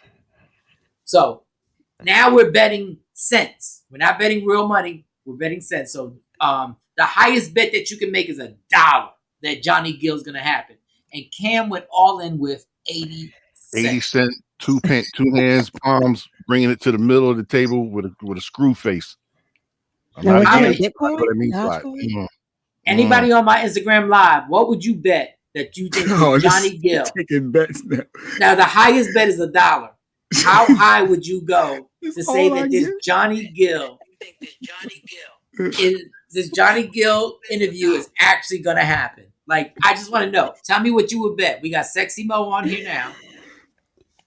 Because I'll even bring Sexy Mo on my Instagram live, damn it. I'm going to bring her on my Instagram live too, right? I know Mo got more faith than me. Mo, so ready for you to fail? Like, yeah, right. Mo, accept my request. Hey, you don't think that's a good bet? I put 80 on for you, bro. No, he put 80 cents. I put 80 on you out of 100. Come on. Shorty Doo-Wop Tasha put in $1 on you. I'll give you a half a share of my Bitcoin. No, but we need an actual like percent, like the money, like on $1. Is it a quarter? I got honestly. Action said 20 cents. Action said 20 cents. He got 20. He got 20. And he rides with you, yeah. He be riding with you too. That's nervous. Nala said, "I have faith in your show." I'm glad you do, Nala, on my Instagram. I'm glad you got faith. He's trying to say, ye of little faith. Ye of little She got faith. On my IG live, how many people are going to bet from zero, from a penny to $1? Somebody said 97 cents. IMPRSHUS. Oh, that's Cheryl the Pearl. Cheryl the Pearl said 97 cents. Wow. Okay. Man, maybe my 80 cents like your stock is going up, Jay Black. All right. Stock going up. Sure, I'm gonna remember these people. Sexy Mo, what's yours? Don't do no Bitcoin nonsense. Don't try and get cute. Give us cents. From 1 penny to $1. I'll give you 20 cents to $1. She don't believe you. Mo, you said 20 cents? I'm only good for 20 cents to $1. Don't try and get at it. Don't try, you little abusive radio producer. He is. He's been abusive to me since I was an intern. Over 20 years, Mo? Wow. She gave you 20 cents. A penny a year. Right, there you go. There you go. Everybody on my IG live, we are supposed to have Johnny Gill on our show because of Jay Black, the producer, said he had it. Now, I had Johnny on the phone yesterday. Ashley said 65 cents. They have confidence in you. They have confidence. I don't know if that's confidence if everybody knows. Look, Kathy said $1, but Kathy rides out regardless. Yeah, Kathy rich, though. Kathy about to retire. Kathy rich. Still Kathy, care. give me that $1. You'll waste $1 on Jay, huh? I'm not spending the whole $1. I should put my cash app. You doubted cash at me that. No, you're not gonna put your damn cash app in. He always trying to finagle something. No, if I'm right, I mean, if I'm wrong, I'm wrong. But if I'm right, I'm confident in my rightness. Accept your IG live, man. I'm just sending it. Okay, I just did. All right. I don't know why it's not accepting. All right. So is Omillio ready? Yeah, he's trying to figure out how to click on the link. You know, Sparks ain't great with all this technology. Don't blame it on Sparks. This is you. Johnny Gill's not gonna be here, y'all. I'm telling you, Johnny Gill's not gonna be here. We're supposed to have Johnny Gill on the show. I'm telling you. I shouldn't say I'm telling you. Anybody in IG Live, put up from 1 penny to $1. How much will you bet that Michael Shawn and the Takeover Legends will have Johnny Gill on? Put your bet up on IG Live. Put your bet up. And put your bet up on Media Room 360 on Facebook, on YouTube. Let me see what you. A matter of fact, 609-699-1386. Call us up and tell us what amount of money from 1 penny to $1. How much would you bet that Johnny Gill will actually be here? This is disrespectful, Sherry. It's not disrespectful. I'm letting the listeners put their opinion out. Yeah, we want to know. I'm trying to influence the listeners, J Black. I got Sherry. I'm just writing on the people that support me. That's all. I'm just remembering. The real TG66 said 45 cents. He put 45 cents on you, son. He put 45 cents on you. A little less. 45. No, Johnny Frills don't count. If we get an imposter, it doesn't count. If we get an imposter, J Black cousin, the stand-in, ultimate break. Yeah, if we get an imposter, J Black got to get everybody's cash app and send them money. Sparks, where you at? Hello, let me put Jerry up here. Dickerson said one. Wait, whoa! We got somebody that said $1 full. Mm-hmm. Ooh, J Black is the manipulator. $1 full guy, man. You manipulated, mother. Oh my God. DJ Black. We got a on my IG Live. How much do you want to put up? It's from 1 penny to $1. How much would you put up to say that J Black literally is going to get us Johnny Gill on our show? Oh, Jacqueline said 90 Come on, Spanky. cents. Wow. No, it has to be the real Johnny Gill. It has to be the real Johnny Gill. It has to. Somebody put up $10. Listen. Here she go. Johnny's got to stop it. You the table doesn't take more than $1. But it was Shawnee's Connect. It was Shawnee's number. Shawnee Scott, Media Room 3. It was her number. Oh, okay. So that's why she believes behind the scenes to help save J Black today. No, she just believes in her plugism. Oh, they put their powers together. Somebody on my IG Live just put my Shawnee. I will match that $10. Okay. Oh, $ I am J Black. That's all I'm saying when it comes through. No, they're matching the bet. The bet. I am the organization for the gambling, so you got to put your money to my Cash App, and then we'll see if everybody wins. My. I believe in Shawnee. She the plug. Okay. Y'all put that pressure on Shawnee. All right. I see the Sparks in the waiting room. Good. Sparks just clicked through. Good. All right. Keep going now. Omillio Sparks, formerly of State Property, formerly of Rockefeller Records, also Straight 215, one of the funniest guys that I've ever met in my life.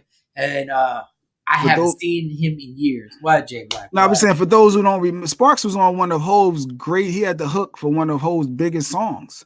Like, for those who don't remember, I think we got just a reminder. We got to be quick and fast though, because that sweet, that nasty, that gushy stuff. Give it to me.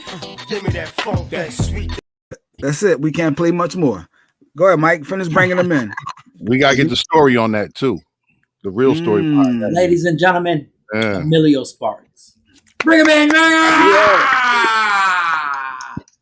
Hey.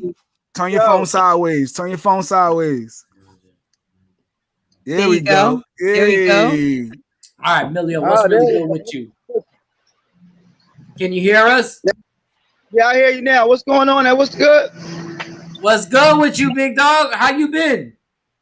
Oh man, just living my life, man. Ain't nothing to it but to do it. How y'all fellas doing? How you been? We're excellent. We had to get you on here because Omillio Sparks, when I get in a position, to make stuff happen, I need you to be a star because you're one of the funniest dudes I've ever seen and been around in my life, ever. I guess they want me to stay independent, man. I think they want me to stay independent. So are you independent right now? Are you still what are you doing? Are you still doing music? Well, now you know, Mike. I've been doing music and all that, pushing music out there. I started a clothes line. I had Beckman being creative alive. I was out there and all that kind of stuff. I was just throwing money at situations, trying to see what I can make happen out here. You know, building the brand for all these years. It was just like, what can I do? You know, see if I can make some money of my own. You know what I'm saying? So Omillio, we got Sexy Mo, we got J Black, we got DJ Cam. I know Jay Black. Listen, I was at the radio. I said, damn, I was thinking about Dre. It was like Mikey Dre. I was at the radio with Mikey Dre and stuff. I was like, damn, I do remember the guys. They went on put them on 100.3. I said, what's going on though? What's good? How you doing? You hear me? So yeah, we can hear you. So Omillio, we just had PD Crack on the show. We had PD Crack on the show last week. You still talk to PD? Have you talked to PD at all? Do you guys still talk to each other? PD, my boy, I can't like PD. You know, Crack. You know, it's a situation where he got put to the label. We and him came in the label like that together. When he was busting this move, I got him signed. Everybody know that story. That story. Everybody know PD. That's always gonna be near and dear to me. That's like that's my homie. That's like one of my brothers. And who did you take PD to get him signed? Nah, it was just a record. I was doing music with people. That's all I've been doing lately. I like with these interviews and stuff. I know everybody else was doing busting their moves with the interviews and saying what they were saying out there. I was just at the showcases and busting my moves like that, just showing people I'm put y'all on. So the same way I was putting other artists on, that's how I was going to taking that same approach. Just go ahead and do your thing, and then you know, and if they make moves, they make moves. So it was Oskino and Sparks. Do you still talk to Oskino? Nah, I never got talked to. Everybody went on their distant ways. You know, I was just talking with Chris and Neve the other day. You know, I don't know if everybody knew the story about that situation, but it was like a situation. Once we went under, I got out of contract. Most people stayed with them. I think people know that. And when we part ways, I went solo and he went solo. No, but a lot of people don't know. What was the one thing like we Philly Rewind be pushing through, huh? No, say it again. Keep talking. Go ahead. I can't hear you, Pooch. No, I'm saying when you guys broke up, like were you guys a group from the minute y'all signed to Rockefeller? Did you sign to Rockefeller? Do Rockefeller what happened? No, did you and Oskino sign to Rockefeller? Did y'all sign, and when did y'all break up? Nah, we went under management. Then the label didn't exist no more. So it was just Rock. And then, you know, it wasn't no breakup. It was just like we parted ways. He went his way, I went my way. So Sparks, when did you know there was something not right? Because you guys were part of the hottest group in the world. Like you were part of. When did you know things were going? When you were like things are going bad. Like there's something wrong here with Dame and Jay-Z. When did you know that? Huh? I can't. I'm gonna need him to get some headphones. You got some headphones? Nah, he's walking in the street. Yeah. All right. Nah, but I know. Listen, I know everybody wanted a record from Owen Sparks because of Rockefeller, and we couldn't get it done. So I can't promise y'all all that kind of stuff. But on the business side of things, if somebody sat down and was talking some stuff that we can make that makes sense to us, it makes sense. It ain't just about there. We from Philly too, so it's like it's just. And then we got the public and we got the fans involved. So we just did a concert with the props and all that kind of stuff. So I know people want to hear this shit. They want to see it, but it's like you got to make it happen. So technically, we old enough to come to the table. Everybody want to talk about some business, to sit down and talk business. If until the opportunity presents itself, then hey, we got to live our lives because we do have our own lives. Okay, Sparks, can you hear me? Because I have to ask this question. Can you hear me? What's up, homie? Okay, you can hear me. When did you know things were going bad? When things were happening at the Rock, where you're like, this could be over? We couldn't use our studio. We couldn't use baseline no more. It was horrible. It's like, oh come on, man. It's like losing a home, man. It's like losing your home. Listen, man. You ever be in a situation and you lose the spot, and you like, oh, we're breaking up. That's how that shit was. So that's what it was. Just a relationship went wrong, man. I feel like, If you could change Sparks, if there was one thing you could do different when you were in because once again, you guys were the biggest group in America. Like Rockefeller was everything. If there was one thing that you could change and you could do differently, Sparks, what would it be? Shit, man. Let me say what I do wrong. I don't think I could change nothing. I'm here today, and then when people say the biggest group is cool, but we did numbers. I was just talking to the guys the other day, man, and I got some clarity on some things, man. We did some numbers. So all we did was took an opportunity and nobody wanted and made something happen of it. So it's hard to say, hey, what would you do different? You know what I'm saying? I was trying to change different things in my life, like what made sense with it. That's the only thing I'm trying to do different now. So it's like at that point, I wouldn't have did nothing different. But because we was young kids, we was kids too. So it's like we took an opportunity. We was gonna stay home. We was gonna stay in the hood, or we was gonna try to do something better to make our people proud. How old were you when you signed? When you signed to The Rock, how old were you? 18. Wow, you were 18? Yeah, man. I think when we met, I was younger than that. But then by the time we got everything hashed out, I was about 18. Then I went into the world. So when Jay-Z's doing the song "Give It to Me" and you're in the studio with him, and you put that part on the hook, how does this happen? Because all we hear is when the Remy's in my system, ain't no telling will I this some that's what I'm up here, and then you're in the studio. What makes you say your part? Like, did you just say, "Yo"? Did you raise your hand and be like, "Hey, Jay, I think I got something"? No, we was working.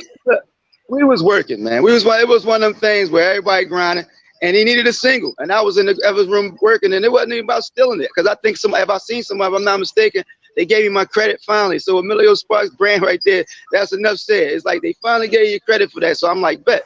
But it was just one of them things. I was thinking somewhere else. My mind was somewhere else. They needed a single, and I was like, fuck it. I ain't gonna hate on him. I ain't gonna tell him no at that time. I was like, what I'm saying? Nah. It paid me for my situation. Let me get my bread off the situation. That's how it's supposed to go, man. If people want services, you're supposed to pay for them.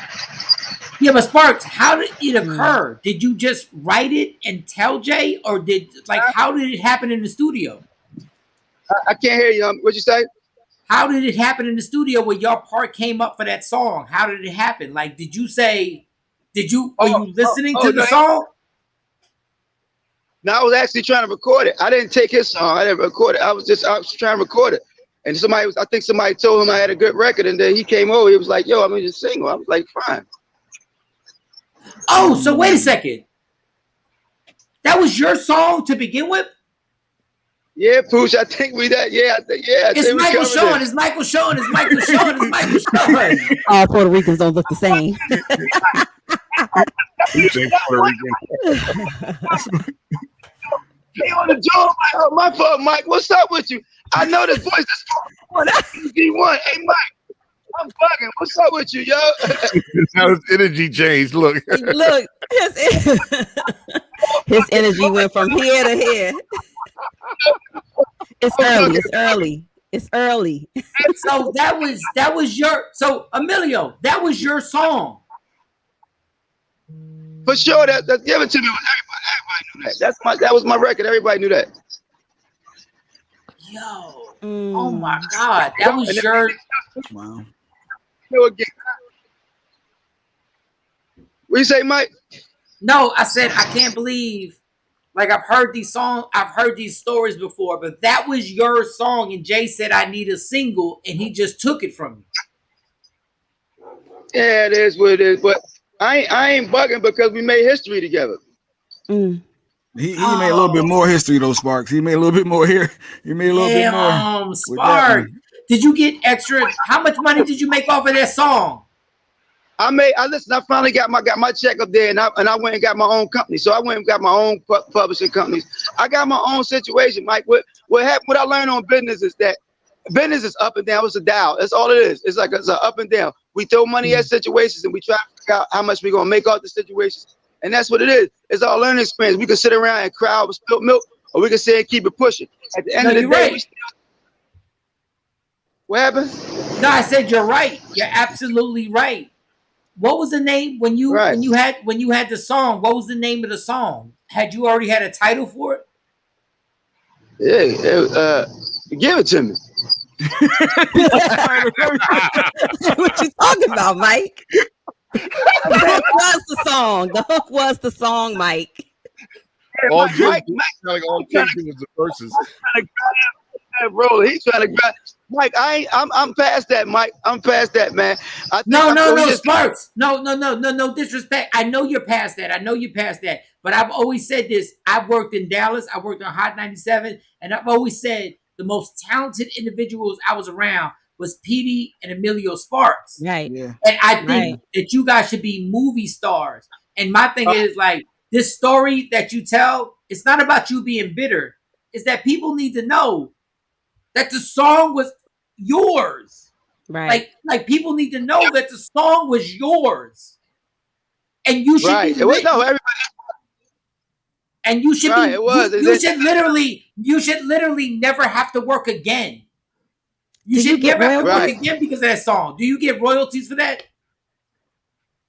That's what people don't understand. That's that off that one. You're supposed to work the business out for them, John, because every year, every time they do something, it's a bonus. You understand where I'm coming from? So people got to understand the business. People got to understand the logistics of the business.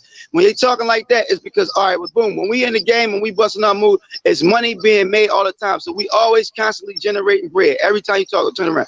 It's money being, so you got to know the business side of things, the game, to understand how you're supposed to be living from it. So for the most part, we just making sure a lot of people was taken care of when we got there. You know what I'm saying?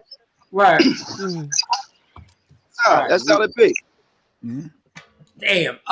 Okay. So what are you into now? What are you doing right now? Well, since I left that situation, and they had that thing situation, I wasn't always tired and obligated. I just do Omillio. It's like all we can do right now, Mike, is live our lives. We human first. You know what I'm saying? That part of the game happened to me in '99. You know what I'm saying? I came and bust my moves from '99 to now, and I'm somewhere else in life. So it's like that, man. It's how you measure your success. It's how you measure success, how you want to live, how you want to roll.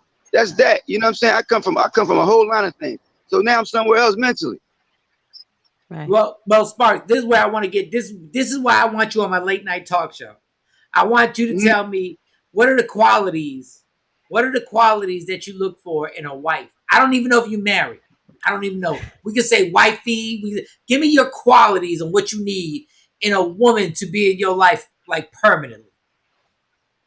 Well, first they understand that what we really need emotionally, because we men. So at the end of the day, it's like, damn, we give ourselves to somebody. You gotta always be right there for me. You know what I'm saying? We used to be about the thing, the physical need, about keep busting them, dicking them down. It's like today is different. It's like, all right. Right.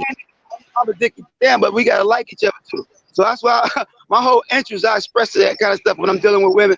Oh, woman, because I try to be like a one woman's man at this day. I was trying, I try that. So, I just be needing them to be there. Understand that, damn, man, we live in a world that most of the part, we go through things. So we need them. They play an important part in our lives. I wish more men would get into their sensitive side like that. Thank you, Sparks. No problem. Thanks for having me. I hear you, Mo. But that's what it is. Sparks, we got to get you back on the show, but I got to get you somewhere where you can sit down so we can get all the quality. So we want, Sparks, we got to get you back on the show. And we're going to have you. Dog, thank you so much for taking time out, but we got to have you back. So answer Jay Black's call so we can get you somewhere where you're sitting down so I can hear everything and you can hear us. Okay, cool, because I didn't know the number. I'm like, yo, what's some call number? I'm like, oh, yeah, I didn't know this phone. I'm like, oh, God, no, who's this guy calling me, man? Who is? I'm calling up. Ladies and gentlemen, yo, Omillio, thank you so much, dog. We're gonna get you on the show next week. Omillio Sparks, ladies and gentlemen, Omillio Sparks, yeah. We need to get him like in a room with a camera, just go. Yeah, I never knew that was his original song, though. As much as we talked about him before, he didn't get the right credit.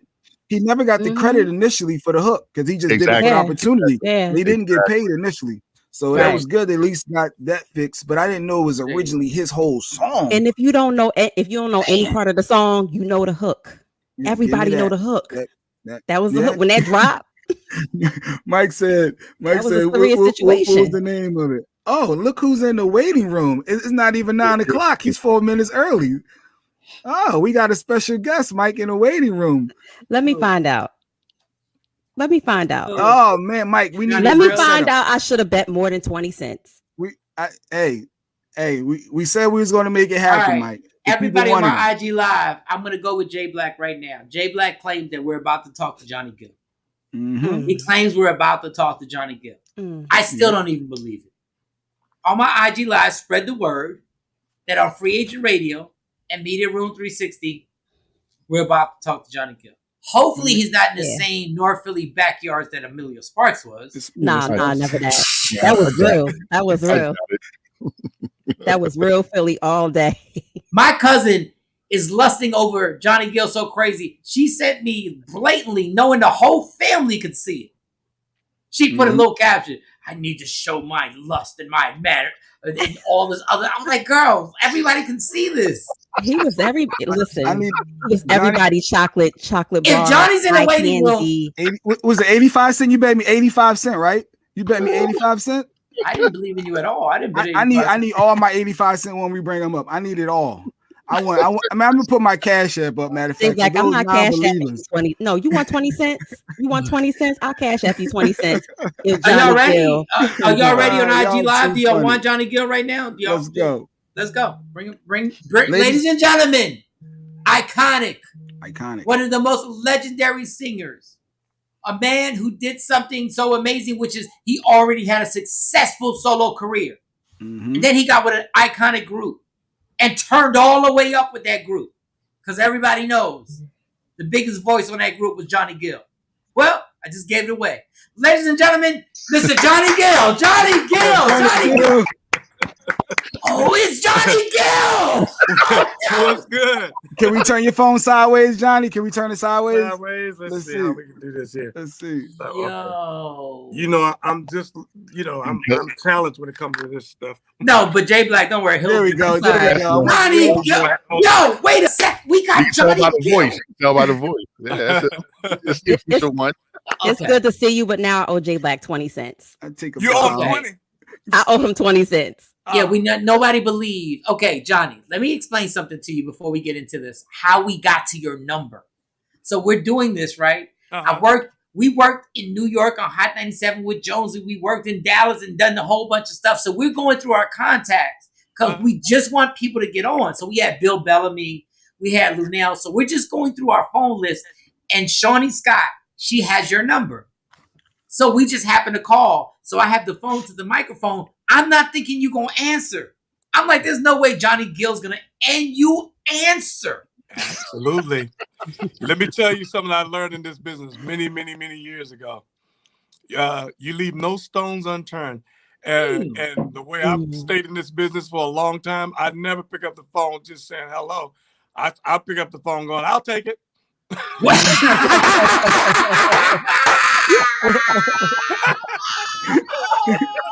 Nice. That's a good way to think. So Johnny, when I'm asking these questions on the phone because I'm like, we're never gonna get him back on here. Like this is a wrap. And Jay's like, no, we're gonna get him back on. We're gonna get him back on. I'm like, no, we're not. It's over. I've dealt with this before. I've seen this. I've been in this game for over 20 years as a comedian and a radio person. He's not coming back. He's like, Mike, he's coming back. So I destroyed Jay Black after you got off the phone. Like we let him have it for like 30 minutes. Mm-hmm. Oh, I was like, you folded like a lawn chair. If you were a gang member, I'd be dead. Like you did not hold me down.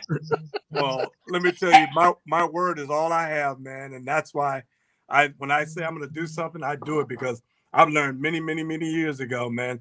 That's what it's about. Your word is all you got.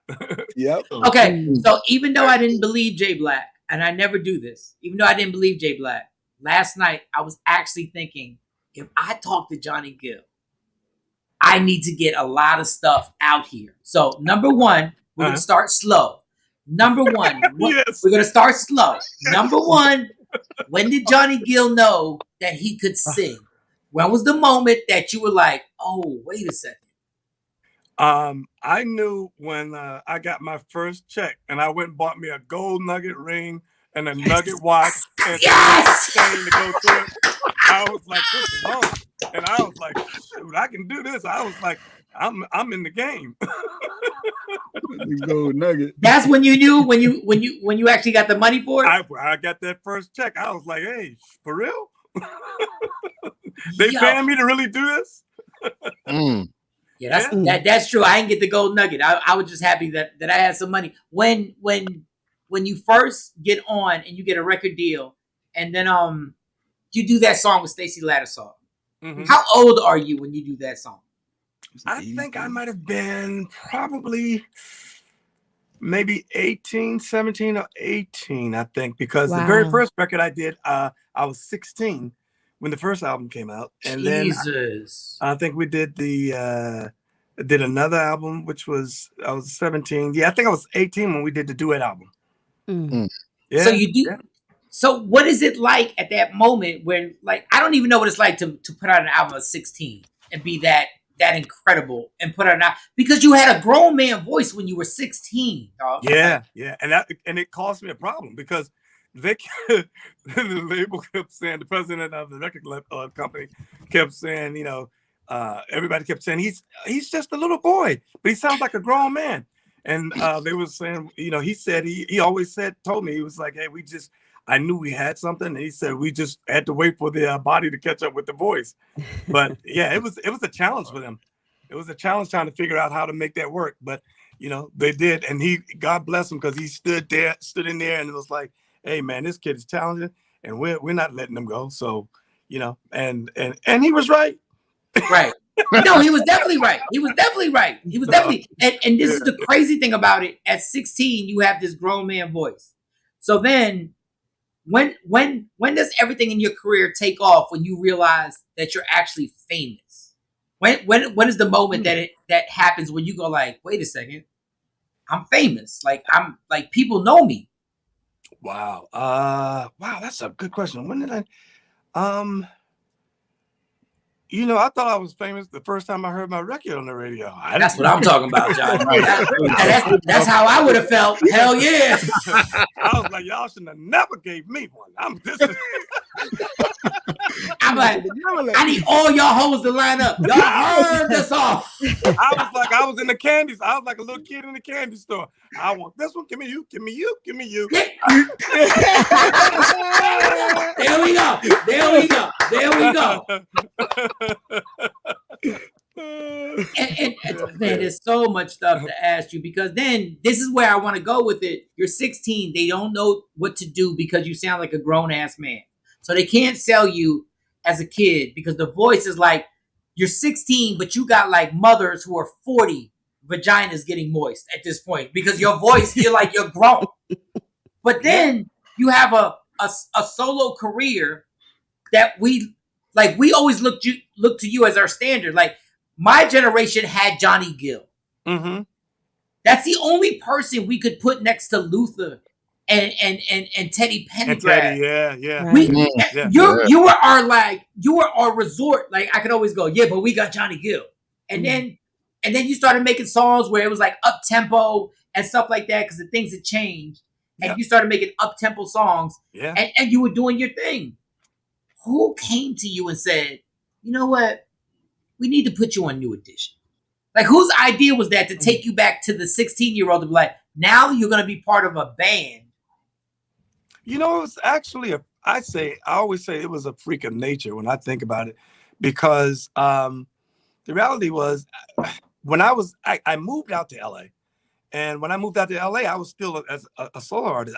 I ran into to Bivens, and I think it might have been Ron, or one of them was with him as well.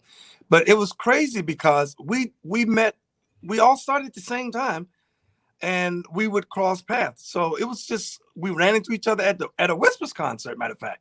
Not at a Whisper. I'm going to beat your ass, Johnny. At a Whispers concert. I swear to God. And so he goes, and when Mike comes up to me and he asks me, he's like, yo, he said, hey, yo, let me ask you a question. like, do you think you got your like as a singer? And I mean, like, cause you's a great vocalist. And I reached in my hand and I pulled out my pockets and nothing but lint fell out. I said, nope. Oh, wow. And he asked me about coming to dinner with them, but they were actually in town because they was getting ready to do a show. But first he asked me about actually doing lunch with them. And I was like, yeah, I'm around. I'm not doing anything. So I went, we did lunch and I didn't think nothing else about it. And then they asked me if I would come to their show.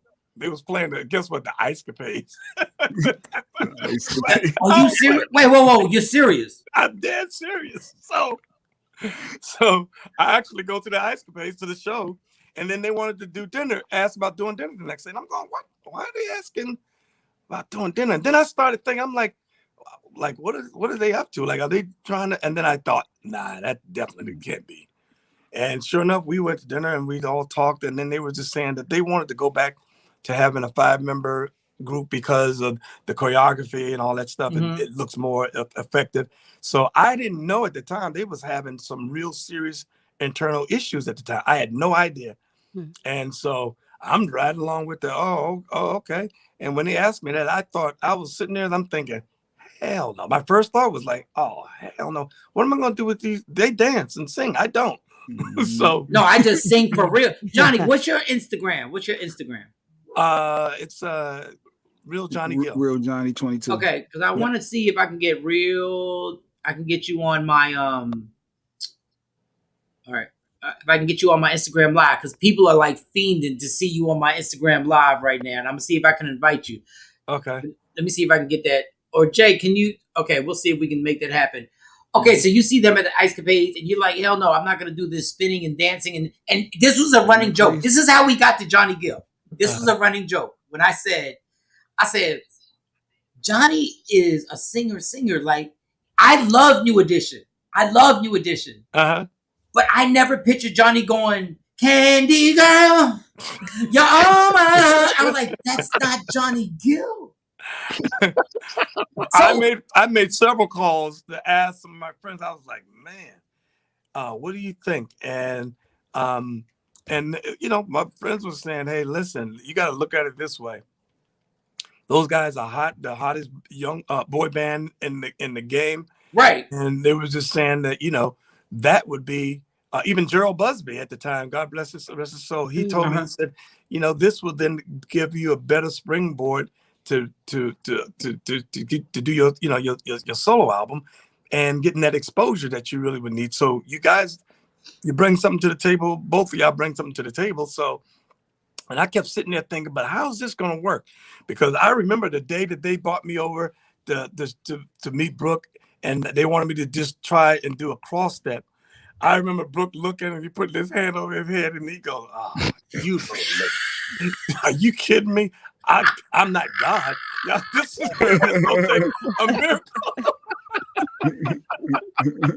I couldn't even do a cross step, and I was like, a cross. When they even tried to show me the cross step, I was like, shoot. I could sit down and sing while y'all dance. Get a tall stool. Get on a tall stool. I was like, oh, hell no. So how, we saw the Lifetime movie, and it seemed like you and Ralph were actually cool. Is that true? In the beginning, I won't say we were cool. It was kind of like the new kid in school, and you're the new one, and you're trying to get the kind of feeling everybody out. Ralph and I was kind of, because I didn't know at that time. They had brought me in because Ralph was talking about going to do his own thing and solo, right? So a career, and I think what happened, they got concerned, and I think they were afraid that once he rocked, he wasn't going to probably come back if he was successful. Right. Ralph did not know that that's what they were doing. And that I didn't even when they even asked me about being a part of the group and making a decision to even do it, Ralph didn't know until he got to Minneapolis that we got a new member. Because they had started recording with Jimmy and Terry before they did the show, and I met them. They had already started recording a new album. So go ahead. I'm sorry. Excuse me. So Ralph was like, yo, what the hell is going on? Like, when he got to Minneapolis and realized we got a new member. I had no idea. He didn't know. So things blew up in the conference room. With Jimmy and Terry set us down, everybody down, and things got crazy. I mean, it was just yelling and screaming in there. And I'll never forget Jimmy and Terry looking at me and going, this is Ralph's group. And, of course, if the guys want you here, you're going to be a part of that. But just want to give you a heads up that you probably won't be doing any singing on this album. And I said, okay. Wow. I said, all right. Johnny Gill not doing any singing. Wait. How does that happen? No, you know what, Johnny, and let me tell you something. You are an amazing person, okay? Because at the end of the day, you could have really been like, we can do two things, Ralph. We can either grab this microphone and see who sings. We can grab this mic and see who sings better. Have a sing off. Let's have a sing off. Or we can fight. Either one. You're not gonna win. Either one, you're not winning this. But you know what really, and what happened after that was after the blow up, and he realized that I didn't even know what was going on. Right. We started when we would all go back to the hotel, man, it would just go and we would sit down and have drinks and just be sitting and talking.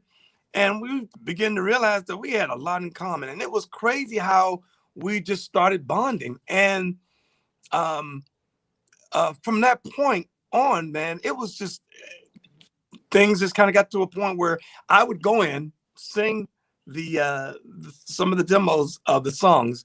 And then I started realizing when they started having me to do that, that was like a big step to begin with. And then all of a sudden, if you hear a lot of the stuff of the runs and stuff that was being done, I would do the scratch vocals on those, and then they would follow those. I know you was mad when you would do the scratch vocals, and then they would have to do them, and I know in your heart you was like, I know in your heart you was like, y'all are like, killing my heart right now. I was kind of like, what kind of essence is this? I knew it. But you know what? To be honest with you, I've always felt so secure because remember, even doing this, we had to go to the president of the label, which Gerald Busby, and Gerald. I had my solo career still intact, and once we had finished up with this, I still had, I was obligated to do my solo album. So I never came in going, I need to be out front and I need to be the center of attraction to all of that stuff. I was just like one of those. I just felt like when I came in, my attitude was, what do you guys need me to do? And it really helped to balance me out and with life, because what happens is being another solo artist is one thing, but when you're in a group, it's like being on the basketball team. You have to play your role, but it teaches you, and you need balance. It teaches you how to work with other people. If you ever notice in all the pictures, I was always in the back. I was never. They used to be fighting to see who's going to be in front. They used to be fighting over parts, over songs. I never did any of that. I was Johnny, just like, what is it that you need me to do? You were always in the back. And I have to go to this story, but first I want to say, I know there were times you were in the studio when y'all were doing vocals. And I know there were times when like, can y'all just listen? I can knock this out real quick. Y'all ain't got to give me credit. Like, I can just knock this out real quick. You see that laugh? Like, I can literally, if you just like, why are we sitting here? Like, y'all don't even have to just let me do it. Like, Ricky, shut up. Like, stop, enough. Enough. Like, listen. Just let me, God has given me this gift. Like, Johnny Gill's the type that can smoke a pack of Newports and go into the booth and still sound perfect. But hold up, they always put you in the back. Yeah. They always did. So it's that what was the heartbreak? What was the NER did? What was the heartbreak tour? Any heartbreak, yeah. The heartbreak. Okay. Yeah. Okay, so Johnny, I went to that concert, right? And I told this story like a week ago. And I told this story, and I think y'all singing "Can You Stand the Rain," and they made the mistake of allowing you to get it felt like a 10-minute segment. That was Boys to Men. Was that Boys to Men? It was Boys to Men, yeah. Yeah, where they would go, okay, go. And you went. Yeah. And and you give me went. that 1 moment, that 1 minute, that minute the door opened an opportunity to go, now introduce yourself. I was like, no problem, I got that. Let's go. And that was Boys the Men. I always thought that was the New Edition concert. Yeah, it was Boys. Well, no, it was the Heartbreak Tour, but it was the song Boys the Men. The Boys the Men song. Oh, Boys the Men. Okay, gotcha. Yeah, the song. Yeah. And Johnny, no, don't take this the wrong way. No. You had me 2 seconds from screaming like a bitch. You almost had me. I said, I had my hand. I'm gonna tell you the truth. I put my right hand up. I did have my right hand up, right? And I what's crazy? Go ahead. And I used to hear everyone, because before that, that's a younger audience when you look at the New Edition audience. And it was crazy because all you started hearing was people and the fans going, have you heard that new guy? We can't hear you, Johnny. Can we hear you? Can y'all hear him? No, I think you covered your microphone. You covered your mic. There you go. I did. Can you hear me? Yeah, right there. Go ahead. And they used to say, yeah, the one that can sing. The one that can sing. Like, ouch. No, Johnny, that night, and it was because after that night, I was young when I watched it. I'm not that young. You were young too when you were doing it. You were young, so we're around the same age. I had never seen. I went on to see like Patti LaBelle in concert. I went on to see like who else did I see that had that vocal situation? I had never. I'm a hip hop kid. Mm-hmm. I had never known what it's like to watch somebody vocally like control 20,000 people. Like I'd never seen that. Wow. And when I saw it, I was like, yo, this is crazy. Like all of a sudden I was like I knew Johnny Gill, but I said, wait a second, this is a whole nother level of like you were on the hierarchy of vocal talent. And it was crazy because like you said, there were a bunch of young kids in there that you had stiff. Everybody was like, he not dancing. He not spinning around. He not doing nothing but just, you was riffing on everything. Whoa, whoa, whoa, whoa, whoa, whoa, whoa, whoa, whoa. They gave me that. All right, my guy. They gave me that 1 second, and I was like, I'm taking this one. No, you took it more than that. Right. It was not 1 second. I swear they went and changed their clothes, and Bobby Brown smoked the blood. I don't know.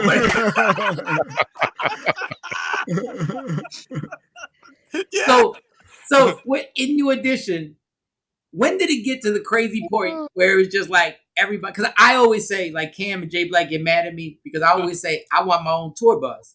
When like I don't think we should share a tour bus. Even Mo, I think Sexy Mo. I think I want a Michael Shawn tour bus. When it gets crazy like that, like give us an example how crazy it gets when everybody's really feeling themselves. Like they're really feeling themselves. Well, see, we were kids too for that Heartbreak Tour thing, so we shared buses on the Heartbreak Tour. After that, forget about it. We moved to the next phase, and it was rock and roll. I'm telling you that following tour, I think it was the Home Again tour, I believe it was. Mm-hmm. Man, it was out of control. Everybody had. I mean, I had 3 people on my bus. We all had our own buses, and everybody had about 15 to 20 people on the bus with them. And I'm sitting there looking, going, "Wow, man, this is crazy." It was like rock and roll. And I mean, it was so much madness that was going on during that time. By the time we reached that next phase of getting to the Home Again tour, I was like, man, these guys are crazy. Johnny, how did you wind up being the only person who didn't wind up in rehab? Like, how did you stay? First of all, how much money were you getting a show? Let me say, I don't even remember, but I can tell you this. I remember them having an issue because even after the Heartbreak Tour, because I got more money than they did because they had some issues with some tax issues or something that was going on. So they were, they was dealing with Uncle Sam and I wasn't. So, that tour did me very well. And they made money too, but I'm saying it was just, I didn't have that, wasn't dealing with that issue that they were dealing with. So you were making more money than all of them on the tour? You were making because of their tax issues, but it was split 5 ways. It was split 5 ways, Yeah, but they had tax issues. Yeah, they had to pay off something else before. Yeah, I don't give a damn about tax issues. I don't care what they were doing. Johnny was making more money than everybody on that bitch. Like Johnny was making more money than everybody. So Ralph, I know we cool, Ralph, but guess what? Look at this net. You wasn't getting Johnny money. Taxes paid. My taxes paid. Oh man, it was. when is it? When? Go ahead, Johnny. Go ahead. No, I was just saying, when you're living in the moment, you really don't have any idea, like what you know. We were making history, and I had no idea, man, what we was doing, but just having fun. On top of it, we was really still just having fun. How big a star was Bobby Brown?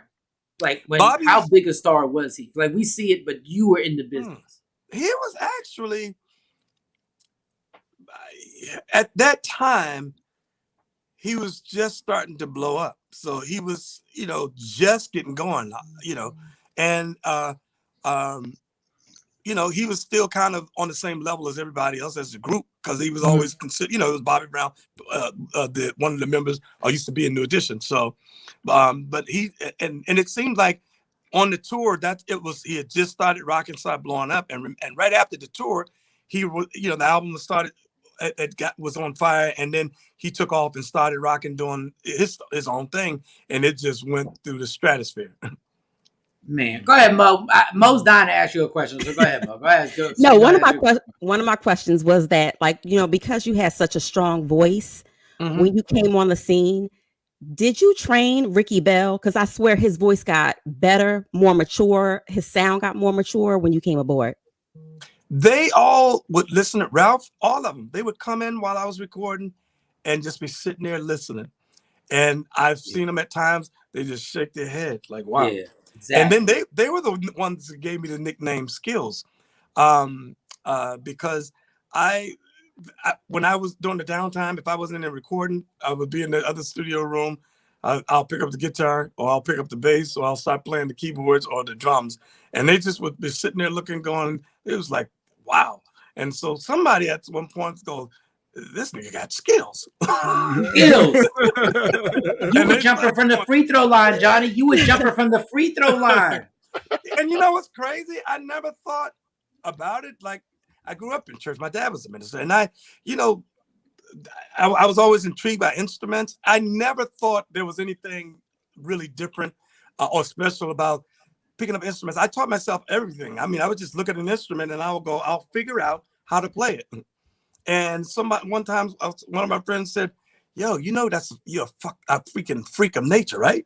He said, people don't just pick up instruments and just start figuring out and learn how to play them like that. I had no idea, no clue. I just would see an instrument and whether it's a harmonica, whatever it was. One day, Rick James came, so I hanging out with Rick James, and he had this little thing that it's like you play by notes, and it was like a little box. I don't even know what you call it. And I was just intrigued by it. And the next thing you know, I'm messing around with it, and I'm playing songs, and they looking at me going, the hell is wrong with this boy? And he just started playing it. Figure this out. We're talking to the legendary Johnny Gill right here on Free Agent Radio, Media Room 360. If you want to watch us, and I mean, we all know the business. Well, let me take that back. We don't know the business. We don't know what goes on behind the scenes. Yeah, it's a lot.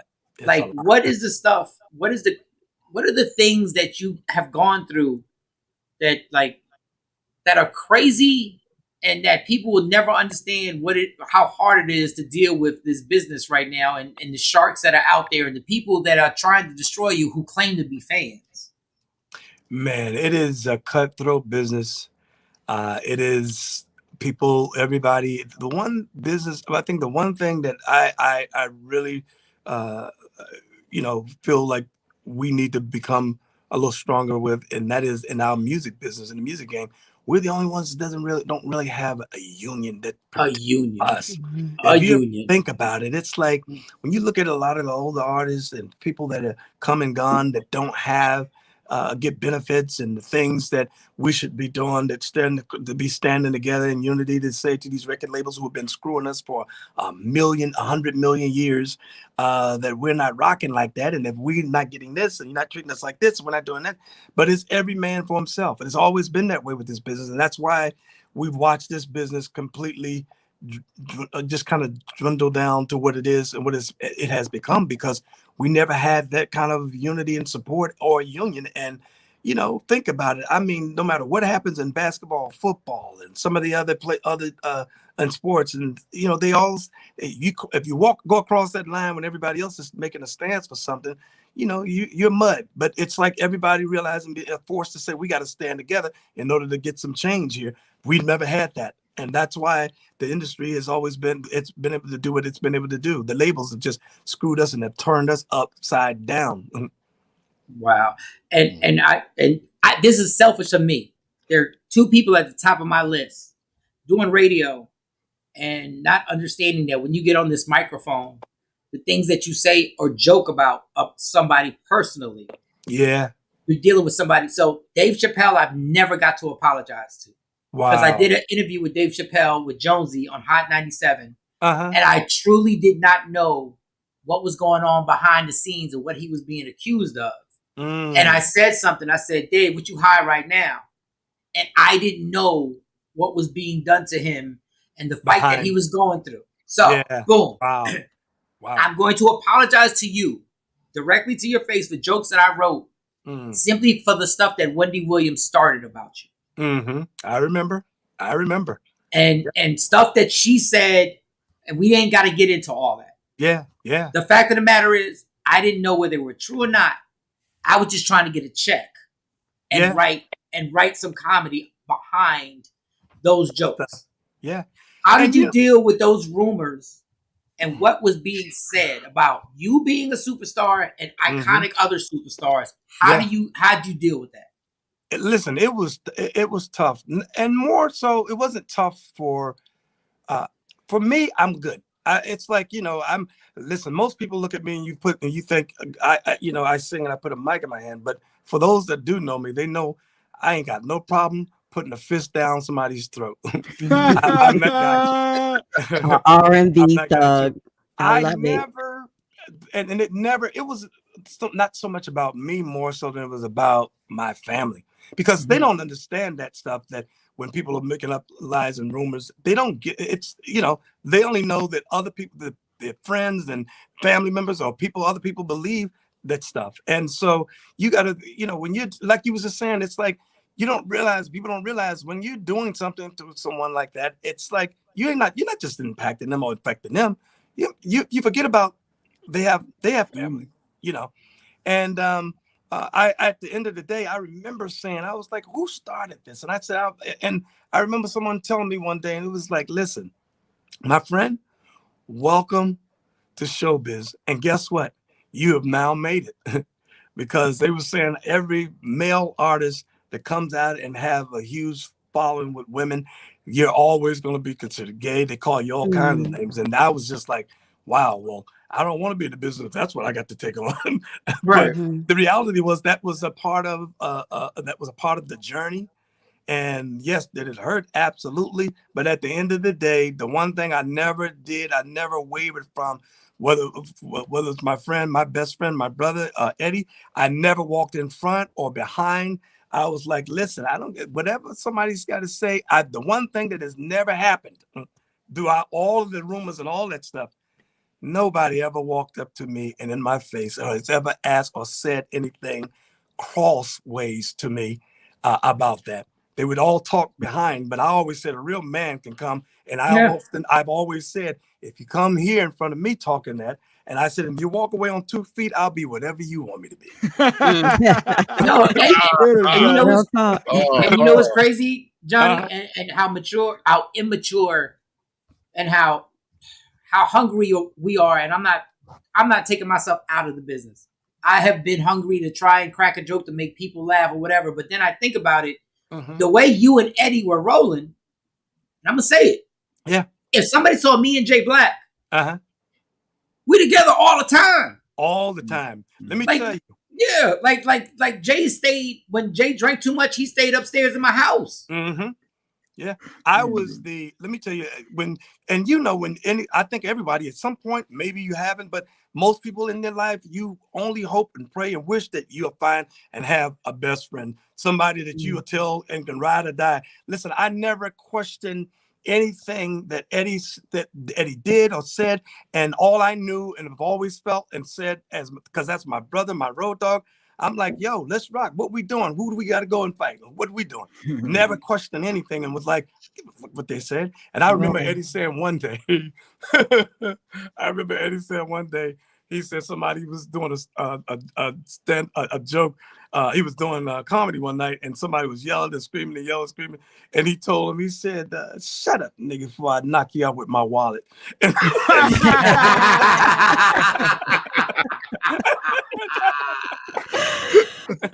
And I used to use that, but I always said, I was like, hey, listen, man, at the end of the day, you know, when you hear people talk and people being, I chop it up as just people being envious and jealous, because at some point, who wouldn't want to be his best friend? Exactly. And you know what? There are going to be a ton of people who are going to be like, Mike, you should have asked him this. You should have asked him that. Yeah. I thank you for taking the time out to actually doing what you did not have to make this call, dog. And we appreciate you, like, from the bottom of my heart. You did not have to make this call. You could have literally just hung up the phone. Johnny, we called Kevin Hart. We called everybody. And I started comedy with Kevin Hart. We was calling numbers. When you answer the phone, I ain't gonna lie. I'm a grown ass man. I got shook. When you answered the phone, I got shook. I was like, Mr. Gill? Listen, man. Oh, like Mr. Gill. Let me tell you, I love laughing. I love and then let me tell you something what's really crazy.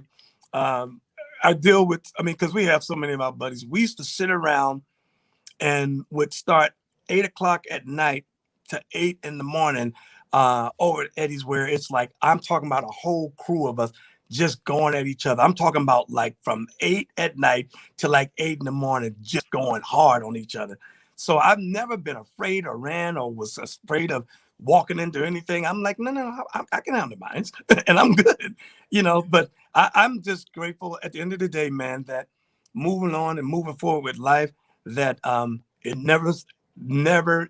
didn't do anything, but that was a part of my journey and a part of my story that will always be when you say who is Johnny, and when they talk about me coming full circle, and when it's all said and done, or what my legacy would be, it's about my work, it's about my vocals here that and my music that will be that will withstand the test of time, and the other stuff is going to be what it's going to be. But I've often said this: when you hear from the horse's mouth, it can't be erased. It's written in stone. Never have, never will. I've always been my own man. I've always walked my own dogs. And I'm proud of that, and I stand with it. All right, Johnny, when you go on tour, just let me do 15 minutes of comedy. But before I just need 15 minutes, and we're gonna stay. That's all. But don't give me that look. Don't give me that. Don't give me that look like you gave that look to Ricky. Like, shut up. Don't give me that look. You gave me that look, and we love Ricky because it's driving me out of my mind too. Like, I can tell you this, and you guys are one of the two that I've discussed this with. We're very close to having this run with all 6 that's going to take place pretty soon. Very close. Tour? Finishing up. Yeah, finishing up. So I know people have been looking and wanting this, and we've had our own internal issues and fighting and stuff that siblings do. But the reality was, I'll never forget, about a year ago, it was right after Kobe passed away. I picked up the phone and I called every individual, and I said, if that had been one of us, about the issues, the things that we're going through internally, and the pettiness that we're going at each other with, I said, what would it mean? What would it mean if we had gotten that phone call and that had been one of us? I said, life is too short, and if we never stand together again on stage, to not know how to spell your baby's first names, God bless. Absolutely, it's ridiculous. We've done too much and worked too hard and accomplished too much together. And I was like, I don't care if we never stand on the stage again, to check on each other and to just see how everybody's doing and the families are doing. We owe that to each other. Johnny Gill, you've never, listen. All right, Jay Black is always going to do this. I know Jay Black is always going to. If you're wrapping up, I don't know. We got to. We've talked about it we've talked to you for an hour, and Jay Black does this no matter who we talk to. Lunel, Bellamy, he always says real quick, and he has these things where you pick somebody, but I have to put one in there first. Okay. Then Jay Black jump into it. Al Green or Sam Cooke, you got to pick. Wow. I just want to put that in there. Don't think I don't play with the music. You think I don't play with the music? That ain't right. That ain't right. Yeah. You think I'm not playing with the music? You think I'm not sitting there crying, smoking Black and Miles, listening to Al Green and Sam Cooke? What? Nice. You gotta pick, Johnny. One. You can't be a tie. No. What? That's bad. That's hard. That's hard. Right. Al Green or Sam Cooke? Sam Cooke. Oh, I ain't say Frankie Lyman. You know, I said I go ahead. I might give Sam the edge, not from a talent standpoint, but you know, Sam was one of the few who had created his own publishing company and had done a number of other things that had paved the way for many of us. So that so it wasn't just about him singing. I mean, and wow, he's I would give the edge to Sam. Okay, go ahead, Jay Black. Take it away. Take it away. So you got to pick these, Johnny. There's no dancing. You got to pick it. Whitney. Here we go. Whitney or Mariah. You got to choose one. Who is Johnny? Who? I got to go with my baby Whitney. Yep. We obligated. I got to go to my baby. That's like, that's not even, and I love Mariah, but, Whitney, that was my baby. It's like Whitney or God. And you'd be like, well, I know. Well, I know God did a lot. And I know he would understand. I know he would understand. Right? All right. Here we go. Stacey Lattisaw or Tina Marie? Wow. Hey, walk carefully, Johnny Gill. Walk carefully. He has. If I say, man, come on, man. That's a high level decision. Okay, Johnny, if you subtract the fact that Stacey Lattisaw has meant a lot to you in your life. Yeah, right? yeah. And if you subtract that fact. Huge talent, but the thing is, when it's that tight, you got to go, okay, what did Tina bring to the table versus what Stacey brought to the table? Tina was a writer and producer, a musician, and a vocalist. And Stacey was a great vocalist, minus the writing, producing, musician.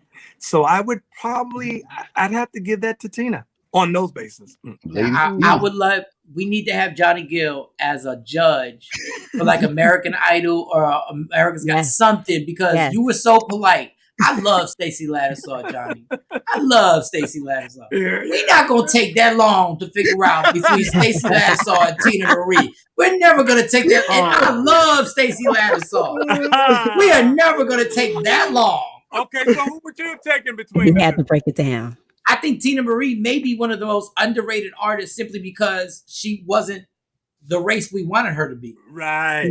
Yeah. But she was, and she was gifted. And you know better than I do what it takes to have a voice like that. And you know better than I do.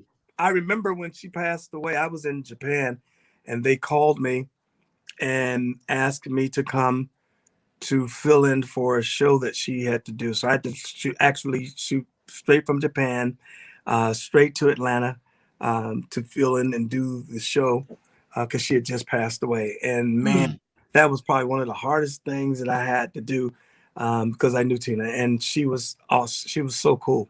She was like, just a great woman, and it was tough. I'll never forget that. Yeah. Wow. Yeah. All right. So we just had this debate yesterday, actually. The DeBarge or the Jacksons? Like, which group are you rocking with? The DeBarges? DeBarge or Jacksons? We did that? Yes, and you was heavy for DeBarge, for the record. Don't try to dance now. It wasn't the DeBarge and the Jacksons. We said the Jacksons were obviously Jackson/Jackson 5 were number one. That was right. Okay. No, Mike was going hard. Was it Ella Michael? We had this debate. No, you got it all messed up right now. Jacksons were in a whole nother. Well, you no. You said New Edition and DeBarge.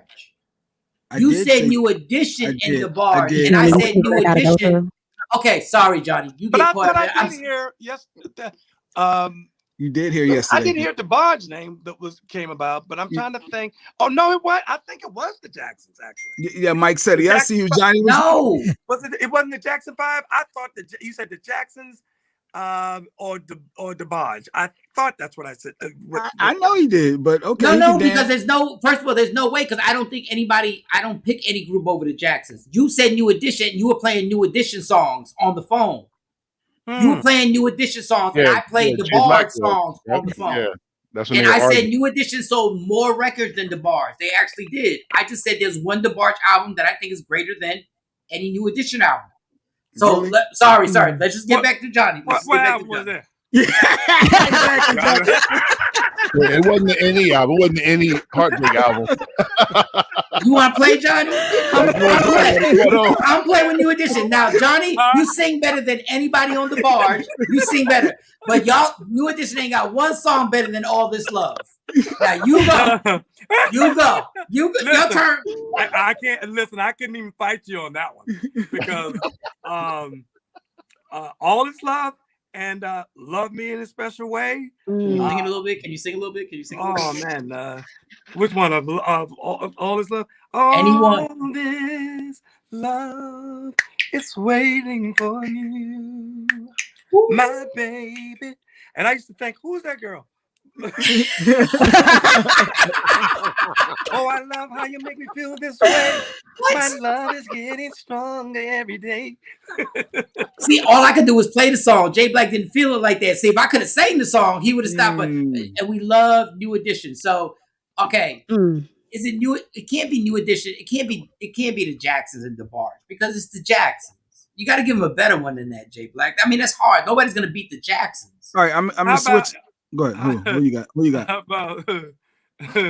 about the Barge and Troop? I'm gonna beat your ass. Oh, that was petty. That was petty. That was Petty Crocker. That was petty. Hold on. You want to play, Johnny? How about the Barge against Color Me Bad? Let's go.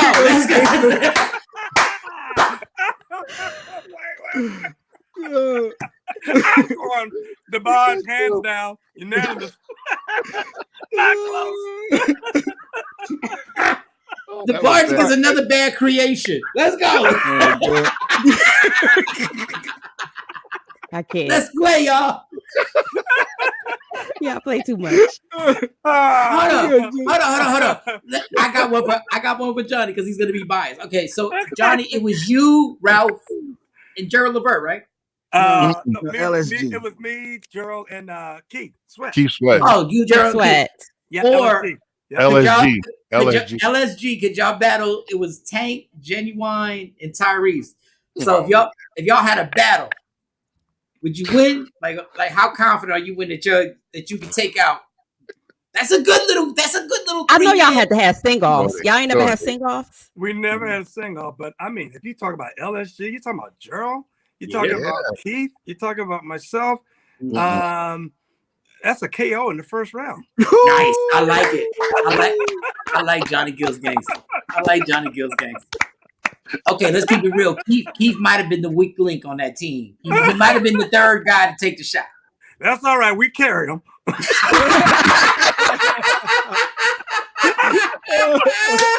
No, but you know what's crazy about Keith? If you listen to Keith today, right, and Keith will tell you quickly, he will tell you, man, let me tell you something. Getting sandwiched between Johnny and Gerald every night on the road, he was like, listen, it was one of the two. And when you see how Keith, what he's like today as a vocalist and how he rocks and it's showing how he goes, how hard he goes, he'll tell you, I got my school and my lesson getting sandwiched between those two guys. But he, man, when I watch him sometimes just performing now and looking at where he started, from where he started and where he is now when he rocks, it's like you sit back and sometimes I'm like, damn, okay. Hey, you mean it, huh? Hey, Johnny, I got to tell you this. Me, Jay Black, and Cam are like 8-year-olds in here. Don't ever say sandwich again. Don't ever say sandwich. Terrible. We're kids. We're kids here, Johnny. We're a bunch of kids. What's yours to go to? Peanut butter jelly? No. Which one? Okay. Cheese? keys? Which one? Right. Jay, because I got some more. Do you have any more, Jay? I mean, I got some more. I got a ton of singers. I was gonna switch up, because we're keeping him here too long. I know he wants to go. That's all good, man. We got you. Okay, go, Jay. Go.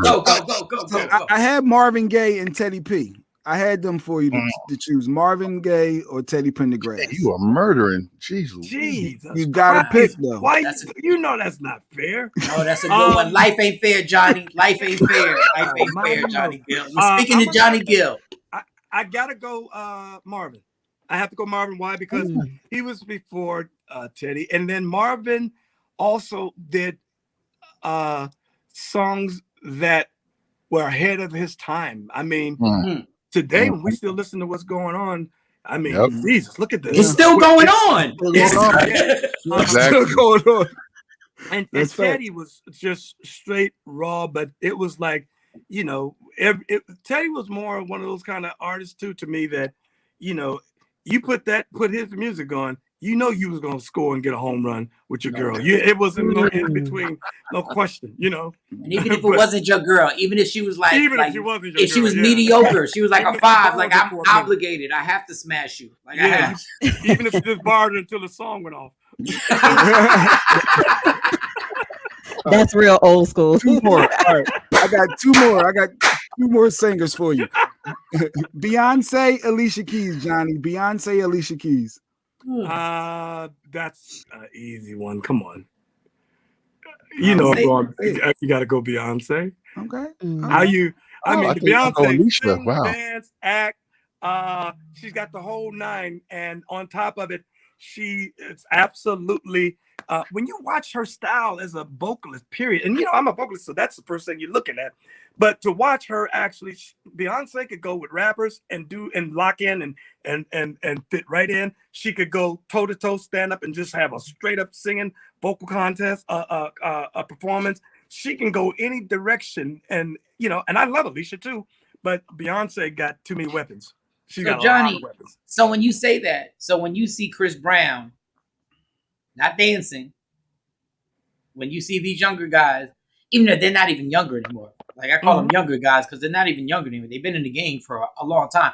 When you see a Chris Brown, you see a Trey Songz, or I don't know, a Tory Lanez.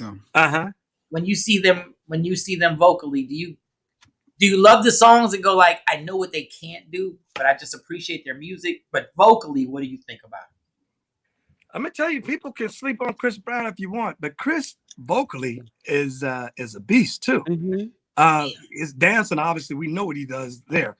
But if you've listened to and Chris just seems to never miss when it comes down to picking the right joints on top of it, but also just vocally. You know, people don't give him, they sleep on him on that side of things. But yeah, I mean, the kid is just. He's phenomenal. To me, I think after Michael, and if you look at what we're dealing with today, and if you had to look at someone and say, hey, who could take or feel, no one could ever fill the shoes of Michael, because Michael is always going to be Michael. But I would absolutely go Chris. Chris is probably one of the only few artists that you look at, or you know he's going to perform, and you go, okay, what is he going to do now? What is he going to bring? And I got to watch him, see what he does. Okay, so I'm going to have to admit that I was wrong, because I heard a sound check. You did? Yeah, at a show. You heard Chris? Yeah. And maybe it was just a bad day. It was a bad day, Mike. I never look at Chris Brown as a vocalist. But if you say it, I think the greatest vocal performance he ever did was this Christmas on the movie. Oh, yeah. I remember, yeah. And that was very, let's stay within the ranges. Yeah. That's all I'm saying. But if you tell me I bow down and I go like, then I was wrong. Yeah, no, and he doesn't get, and it's funny because you just said it. It's like people overlook his vocal ability because he makes such good songs. And those songs, I mean, obviously, if you got someone that could just sing, you know, even just half decent vocally, could pull those joints off. He just knows how to pick the right joints, but. Also, I listened at what he does vocally and some of the choices he make when he's in some of those songs, and you got to go, oh shucks, okay, all right. Last one. I ain't nobody. I And I have argued this on radio stations for years, Johnny. And I would like to tell Lady Jade, who was a former co-host, I argued this, but if Johnny Gill says it, then I was wrong on this. I was wrong. Who said it? Johnny said it. Yep. All right, so last one is, I know it's going to be tough for you. I'm assuming. Michael Jackson or Prince? You have to pick one. Mike or Prince? God almighty knows, man. This was coming. He ain't give you nothing nice. This is a very unfair question because as much as people think they were alike, they were total opposites. Total opposite in music. Yeah. Jesus. Who is Johnny rocking with? That's hard. Wow. Not fair. Sorry, Johnny. Man, you just put the dagger in. I don't know how. Yo, Johnny, just there's no pressure, but when this goes on YouTube, we're gonna say Johnny Gill says Michael Jackson was smashed. You know how them sound bites go. It's tough because I'm thinking Michael was so powerful and phenomenal. He was such a phenom with his singing and dancing that it almost, even though he wasn't a musician, he still had. I got to give Michael. Just say it. Michael. Mike, you say Michael? I gotta go with Mike. Mike. Mike was, I think, with Prince. Remember when Prince came out, and at one point we was going, I don't think eyeliner gonna work on me. I'm gonna pass on the pumps. Pass on the pumps. Michael came out with the, we were all still trying to be Michael, whatever he was doing. But with penny loafers, we could do the penny loafers. Okay, let's I'm a huge Michael fan. I am. We all are. I'm just saying, if there's just two microphones, and it's like they're just standing there. There's two microphones, and they both gonna grab microphones and just sing. Nobody gonna spin around. Nobody gonna moonwalk. It's not even about your outfits. Right. It's not about Prince ain't got your ass out in one of his pants. They just straight. Okay, let's do it. It's just me and you here. We're just gonna sing. Then I gotta go. I'm still gonna have to go with Mike. Okay. You and I was made for pain. We must bring salvation back. I mean, how this guy was just. You gotta finish that. Finish that line, Johnny. You gotta finish it, Johnny. You gotta finish it. Come on. Wait. Jay Blackstone. Where there is love, I'll be there. Don't you know, baby? Yeah. Come on, I'll be there. I'll be there. Look, honey. Yes. Just call my name. Get into it. And I'll be there. Now, how are you gonna beat that, man? I don't know. No, but do you know how mad? Tito Jackson was? God damn, I'm never gonna be able to get any shine in this group. Never. Who wrote this for him? Man, Who's Loving You? And how old was Michael when he did that one? No, that's what I'm saying. What's the other song that he sang? He was like, it's like, it's like he was like 12. What's the other song he sang on the with the mouse? Ben. Oh my God! Yeah. How do you have that much vocal control at that young of an age? Unbelievable. And that's why I said if you got to go there. And Prince has got some incredible joints, but Prince didn't start out as young as Michael, and Michael was already ahead of the game. He was so young and could go toe to toe with the grown folks. Like he was like, he'll eat you up alive. Even when he sang "A Man Loves a Woman," Mike is saying some songs. Who's Loving You? Yeah. Yeah, Who's Loving You? Yes, that's what it was. I have to give the edge to Mike. I'd have to give it only because Mike came in early, punching and fighting grown folks, and was beating them down. I'm noticing something, Johnny. Things always get violent with you, Johnny. Everything always goes up to beating somebody's ass, Johnny. That's like the third or fourth reference about busting somebody's ass. Everybody love an R&B thug. I love it. I need a hug. Yeah, I need a hug. One more. Rapid fire, Johnny. Rapid fire. Jeans or sweatpants? What would you prefer to rock? Jeans or sweatpants? Yeah, you should say pause on that, Jay. Pause. jeans. Jeans. Why? Because jeans, you can kind of mix. You could dress up, go. You can do casual. You can do a number of things and with jeans and go either way. You got your hot day, and you got to go to a restaurant. They want you to wear no hat, no baseball cap, no. You can put on your whole little whatever, and the jeans can always rock with any occasion. But Johnny, I can't even picture you being casual. And women love sweatpants, by the way. Yeah, because they want to see they can see things hanging around. They're looking at the shoes and the other things, and looking at the hand, the shoes, and what's in them sweats, huh? But I mean, the sweats. I mean, yeah. I mean, but I'm just saying for a guy when we trying to get our swag on, and we want to and we want because sometimes we we'll take you to a nice dinner, or we want to do something elegant. You can still rock jeans either way. You can dress down. You can still do jeans with sneakers and put on the sweats top with the hood and still kind of. Johnny, that's why Johnny. Don't explain to her. She don't know nothing about your grownness. She don't know nothing. Like Johnny Gill say Johnny Gill at 2:00 in the afternoon. He's like, even if I got jeans on, I still got to be on some class. He said elegant. He said elegant. He just sung the panties off of all of my followers. I'm just telling you right now. Yeah, but that's what elegance does. He don't deal with hood rats. Johnny don't deal with hood rats. Johnny don't deal with hood rats. Oh, he said yes. I got a few in the stable. I know we all do, but Johnny, you were not supposed to. Variety. He said variety, Michael Shawn, balance. Every once in a while, Johnny be on the block. He be on the block. Are you single? Yeah, Are you single? Yeah, but I still be passing out them stimulus checks to the ones I got in the stable. Oh, he got I love it. Are you single? Are you single? Yeah. You are? Are you dating? What is it like dating now? It's fun because I get to go. Listen, when I live by myself, I can wake up in. It's you don't understand what it feels like sometimes to just wake up or come home. I don't have to explain where I've been, what's going on, who's calling me, none of that stuff. And then when I got a girl here and they're hanging out, I'm just thinking when they get to a point where it starts to wear out on my nerves a little bit, I can go, I got a meeting I got to go to. I got to go to.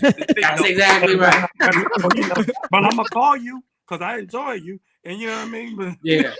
And then you hand her stimulus check and say, all right, now you gotta go back to the stable. Go ahead. For that female, one place. You want the real hair, Johnny, for the female, or you want the weave or the wig? Like which one did Johnny prefer? It doesn't matter to me. Why? Because if it's looking right and it's pushing my buttons because she got it right, I'm good. Because ultimately, that's just a part of the He was about to go all the way. I'll say it for you, Johnny. Johnny did not say this. This is Mike Shawn. Ultimately, after I bust the rhymes, I don't care if you bald, if you got all types of hair. You can have a fade. Johnny Gill did not say that. That was Michael Shawn who said that. What are the qualities that you look for, though? So if you're single, because the women want to know. Oh, he's just trying to run up in his bitches. Like, what are you talking about? Like, that's all he's trying to do. What are the qualities of the women that you look to run up in? Well, she want him to be so Johnny Gill. Go ahead, Johnny Gill. Be Johnny Gill. Be Johnny Gill for her. Be Johnny Gill for her. It's like, listen, all you gotta do is look good, and if you don't know how to, sometimes when you think about, listen, let me just keep it 100, because a lot of the girls that I date, so they're a lot younger, and what happens, and I got some older ones in the stable too. Let's not get so, but it's like sometimes they want to talk about cartoons, and it just doesn't work.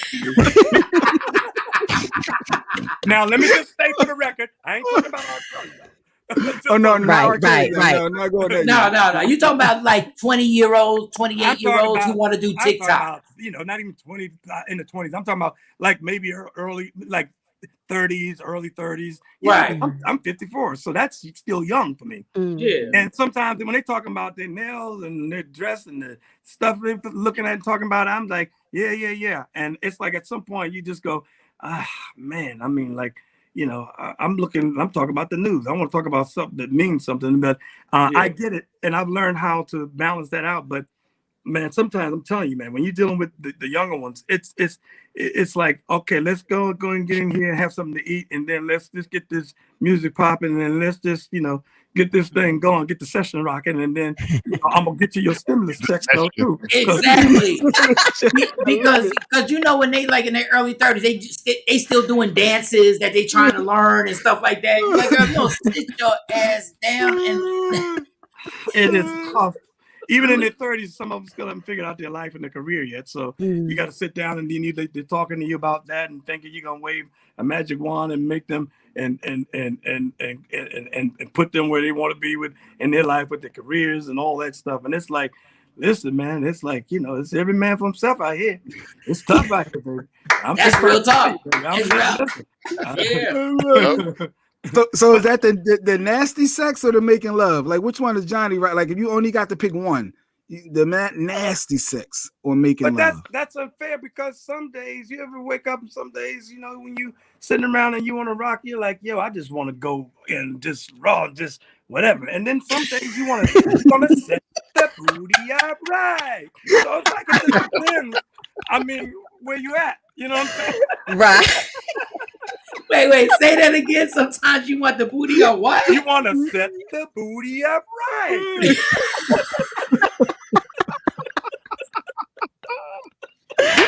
Oh, this is great. This is great. Oh, man. Who knew Johnny Gill was just down to earth? I didn't know. I love it. Don't worry about me. I got issues. So, Johnny, we can't even thank you enough for taking this much time out. You have no idea how the comments are going crazy. You don't have any idea how my fiance is going nuts because she's a huge New Edition fan. And I'm like, she's like, I want to ask him a question. I said, no, you're not. That's not going to happen. Somebody actually did ask a question. Who's your favorite R&B artist right now? Like, who's out right now? Who's your favorite R&B artist? My favorite R&B artist right now. Would you consider her? Her would be an R&B artist, would she? Yeah, I mean, it's close. Yeah. I just love the fact that she, the way she writes, her style, and how her vocal style. I love pretty much everything about it. Like I think she's gonna be around a long freaking time. I think. Johnny, you need to go on Instagram or TikTok and need to do a song. Set the booty up right. That's all I want to do. There's a song in there somewhere. I tell you what, Johnny, do that on TikTok. I know you don't mess with TikTok. I know you probably don't mess with, but I'm telling you, and don't leave us out. That was the hook. If you just do that was the hook. The booty up right. That's it. That's all you got to do. And all you got to do is the caption, Johnny Gill. That's all. We viral. We're viral in like 8 hours. We're viral in 8 hours. And I do need your help though, Johnny. I did promise also that I was going to get Mike Biv. I got a history with Mike. We know each other, but I don't have an updated number. So I need you to hung up from him literally right before I got on with you guys. Tell her I need you to text me his number, Johnny. I need to get Biv. I need to get Biv and bring him on the show. Mike don't believe me, so I gotta. No. I opened up for Belle Biv DeVoe. Remember you set it up in Philly when they came to Philly. I did the first 15 minutes of jokes. Yeah, I know you know Mike Biv. Cool. Absolutely, I'll get it over to you. Yeah, it's just we didn't believe him with you. Like we believe Mike Biv, but you didn't I believe said he texted me back. Johnny Text back. He said, "Got it. Johnny's good." They still didn't believe me. I was like, "Wow." Hey, Jay Black, how about you stop it? You got effing lucky. You got lucky that Johnny Gill found it in his heart. Absolutely.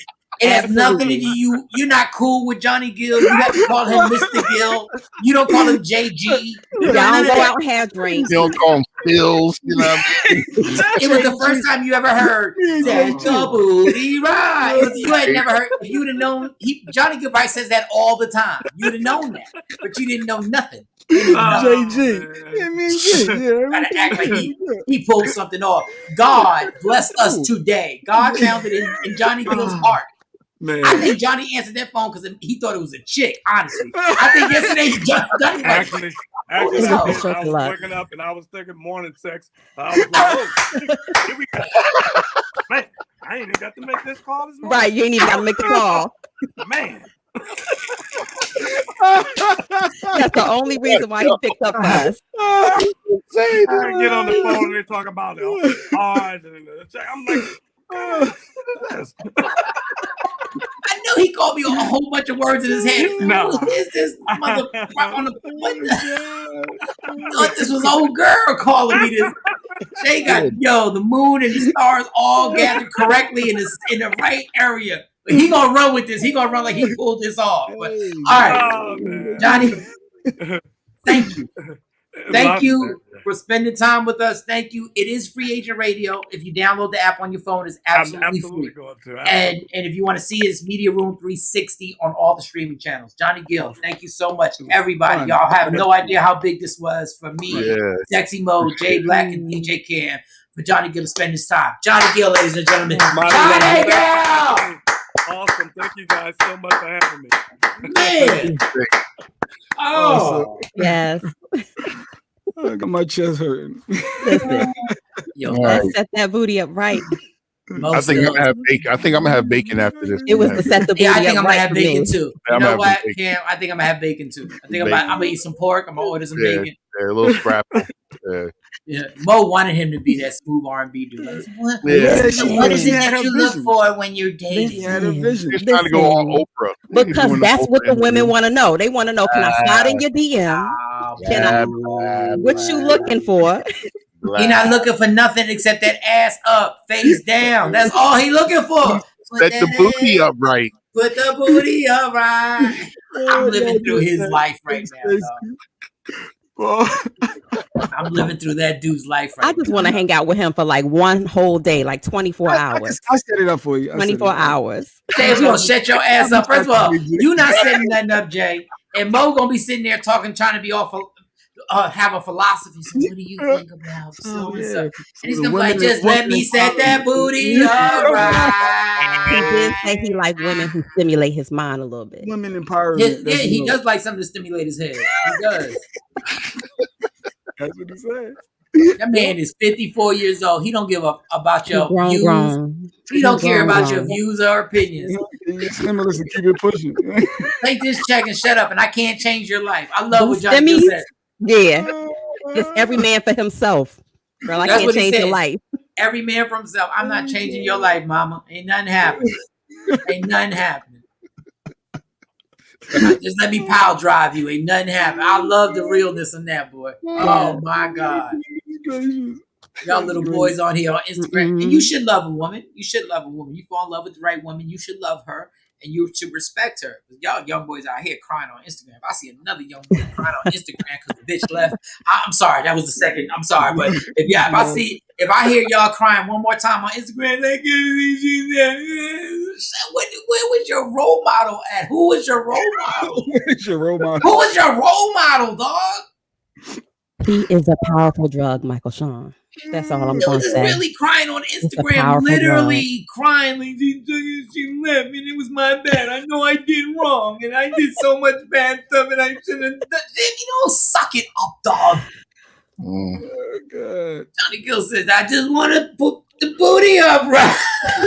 The booty up right. You got to get him back again because I know he got some more stories. Oh, man. All right. Once again, shout out to my niece, 30 years old today. PC.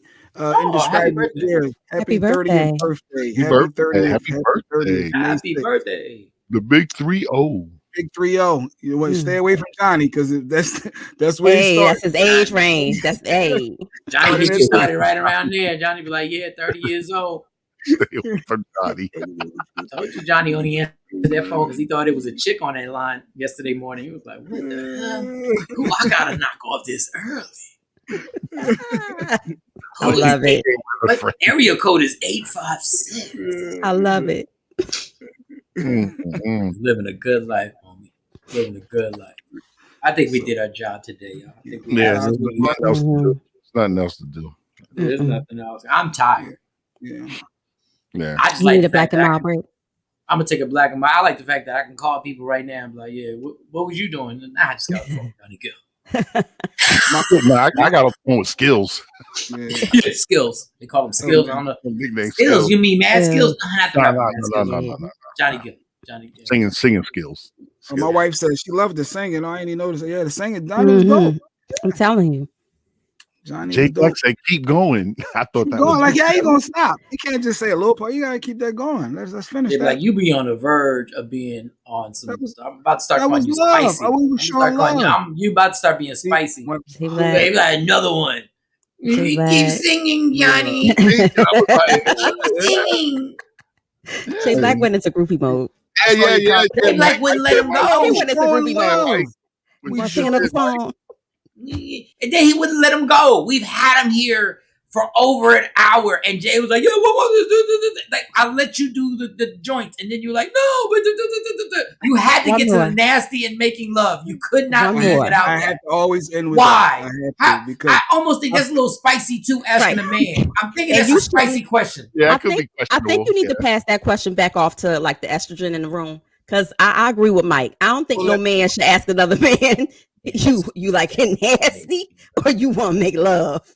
This is what I do. I can't. Like, I don't think that was appropriate. Mike won't let me be great. I had one little question that I asked. Won't let me be great. That's what one of the comments said. Jay, Mike just won't let you be great. Look, see, one question. It was a great day. I'm so satisfied. I just want to feel like eating bacon. Everybody eat bacon. Exactly. But just for today, everybody. Just for today, eat bacon. I'm gonna have to Uber eat some bacon right now because I ain't got no bacon in the house. Because so I'm at the Uber after that Johnny interview, I need some bacon. I don't think you need bacon. Some bacon. Oh no, not me personally.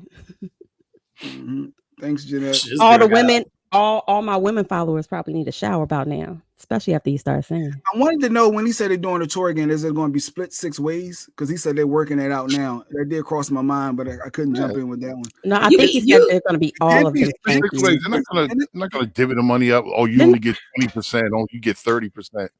It has to be all even. Otherwise, you ain't going to get them on tour. Right. How else do you think they were going to split it? I don't know. Sometimes Bobby can say, "Hey, I need a little bigger piece." Johnny, like, well, I'm more of the vocal. It's still 6 ways. I mean, no matter what you do, it's still 6 ways. Right. Ronnie, it's all even. It's Ronnie deserves the same amount as Bobby. It's all even. It's all even. I don't know if it's gonna be all even. All I know is that we're at an age right now where Bobby can't do too much. Like you don't do too much, dog. Don't be extra. We're not. Prerogative happened 30 years ago. It's not 88. It's not 88. Right. And then Sonny Scott said there are issues with the ownership of the group, which if we ever have them back, we can ask stuff like that. But nobody knows who owns the group. Nobody knows who owns the name. Nobody knows who owns. Let me tell you something. Wichita does Ralph. I think Ralph and Johnny for that matter. They own it. Cheeseburger sounds good. Right? I don't know. We could have asked them, because my thing, if you own the name, then nobody would need to tour. Like you could just tour by yourself and just be a New Edition. Because when Ralph and we should have asked them, when Ralph and Johnny Gill went out, they didn't call themselves New Edition. They called themselves I forget what the name of what did they just say? I forget what it was. Yeah. Yeah, you're right. Maybe that means all that got worked out then in terms of who owns what. What was their name? Yeah. At the end of the day, just go out on a 30-city tour and everybody make $30,000. I mean, I know I'm probably lowballing it, but that's a lot of money for 6 dudes. What are we talking about? If it's 30,000, let's see. Let's do this. The bottom line is they can all make more money together than apart. Oh, that's not right. Right. maybe for the exception of Johnny. Real talk. 200,000 divided by. But they all still have a huge fan base. I know I saw BBD before. Like 2018, about 2018, and they had a killer show. Not for Mike. Mike would rather go see the DeBarge instead of New Edition. He said that's what Mike said. But. No, but honestly, like we keep acting as if they're not selling 20,000 seats out every show. Let's be clear. They're selling 10. They're selling theaters out. So you got to take the cost. You got to take the cost of what it. You got to take the cost of what it takes to put the show on. Forget just paying them. You got to take the cost of what it takes to put the show on, the cost of the venue, the cost of the shows. Then you got to get the cost of the travel to these shows. So I think if they all got $30,000 a piece, but it's in the sponsorship. If you get a sponsor, all that's kicked out. Right. Is not, is irrelevant if somebody's paying for it. It's when you don't have a sponsor and you got to pay for all that. Hold on, and Jay tried to say something slick. I told Johnny Gill to say one song that was better than one song from the Bars. All I did was one song, and he said, "Yeah, I get it." He mentioned another song. He mentioned I get it. So don't play with me, Jay. Stay with your little commercial ass. Of course he was humble. He wasn't humble about his singing skills. He was humble because New Edition ain't have a song better than DeBarge songs in an album, and he named the second one. So don't play with me. I'm not Mr. Radio dude. I know classic songs. When you go like New Edition has some classic songs. DeBarge got some songs that are just like ridiculous that Michael Jackson probably should have recorded. Okay. But that group was RBRM. That's probably why I couldn't find it. What is it? RBRM. So that was good, Joe. All right, we did a good job. I got what's today? Thursday. I got to fly out to. Okay. You fly out tomorrow, but no. We'll be live after the show. We'll be live. Okay. So I fly back tomorrow. Be on the East Coast. I'll see y'all fools at my house Saturday night. Once again, if you want to drink, just bring your liquor. I feel weird bringing alcohol. Am I cooking anything? Where you can't drink. I just feel weird bringing alcohol. Yeah, I feel Rob is gonna drink. Rob already told me he bringing drinks. I feel weird. So what I'm gonna do is get drunk before I come. Yeah, or just leave it in your car. It's up to you. I don't care. I don't care what you do.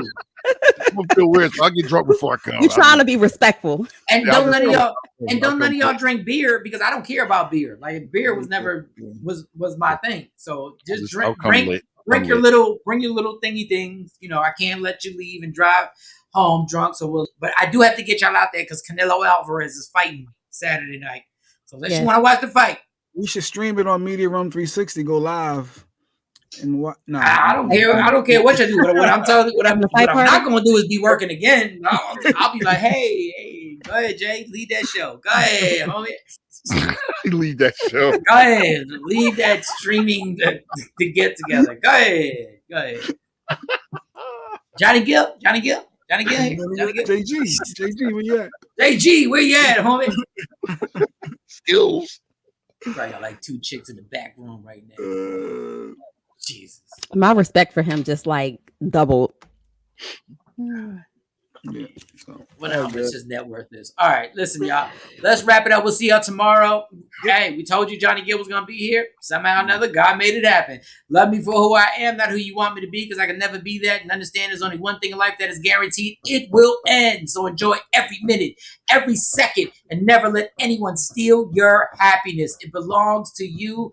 Fight for it. Michael Shawn, Jay Black, Sexy Mo, DJ Cam, Ghetto Celeb #1, Shawnee Scott, Free Agent Radio and Media Room 360. Yeah. Michael Shawn and the Takeover Legends, where nothing's off limits. Free Agent Radio.